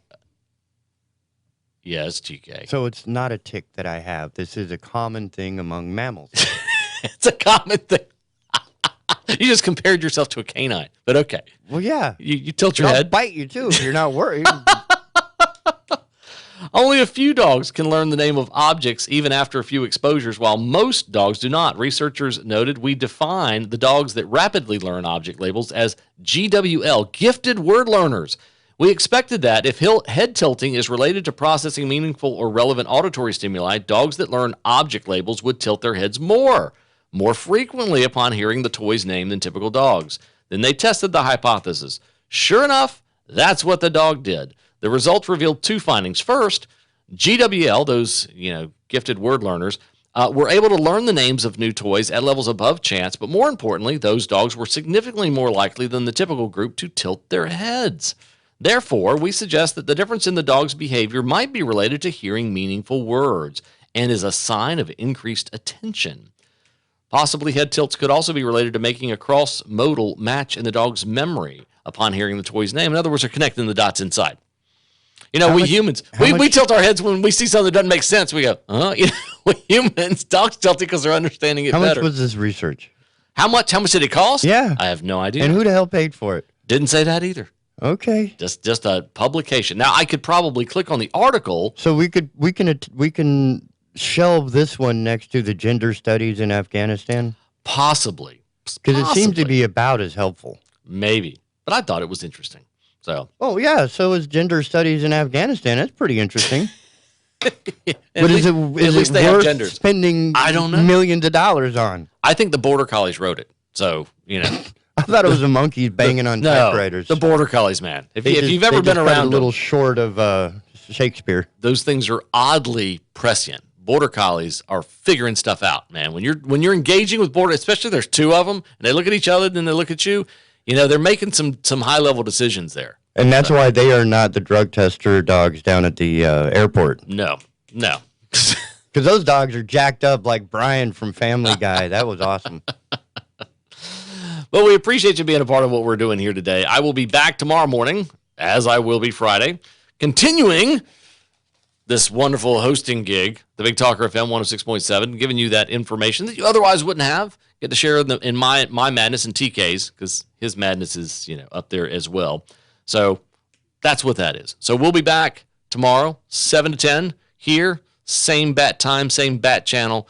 Do stick with us. Now, TK, I don't know the clocks now, but I know we're close to the top, right? Okay. So with that said, keep an eye on that New Jersey race, and I have a suspicion you're going to see some legal action in Virginia today. That's just my 2 cents worth. And that's all it's worth, is about 2 cents. And I'm going to get me a cup of coffee as soon as I get off the air, because I didn't have enough of it this morning when I got up dark 30 after staying up all night for that race. So have a good one, folks.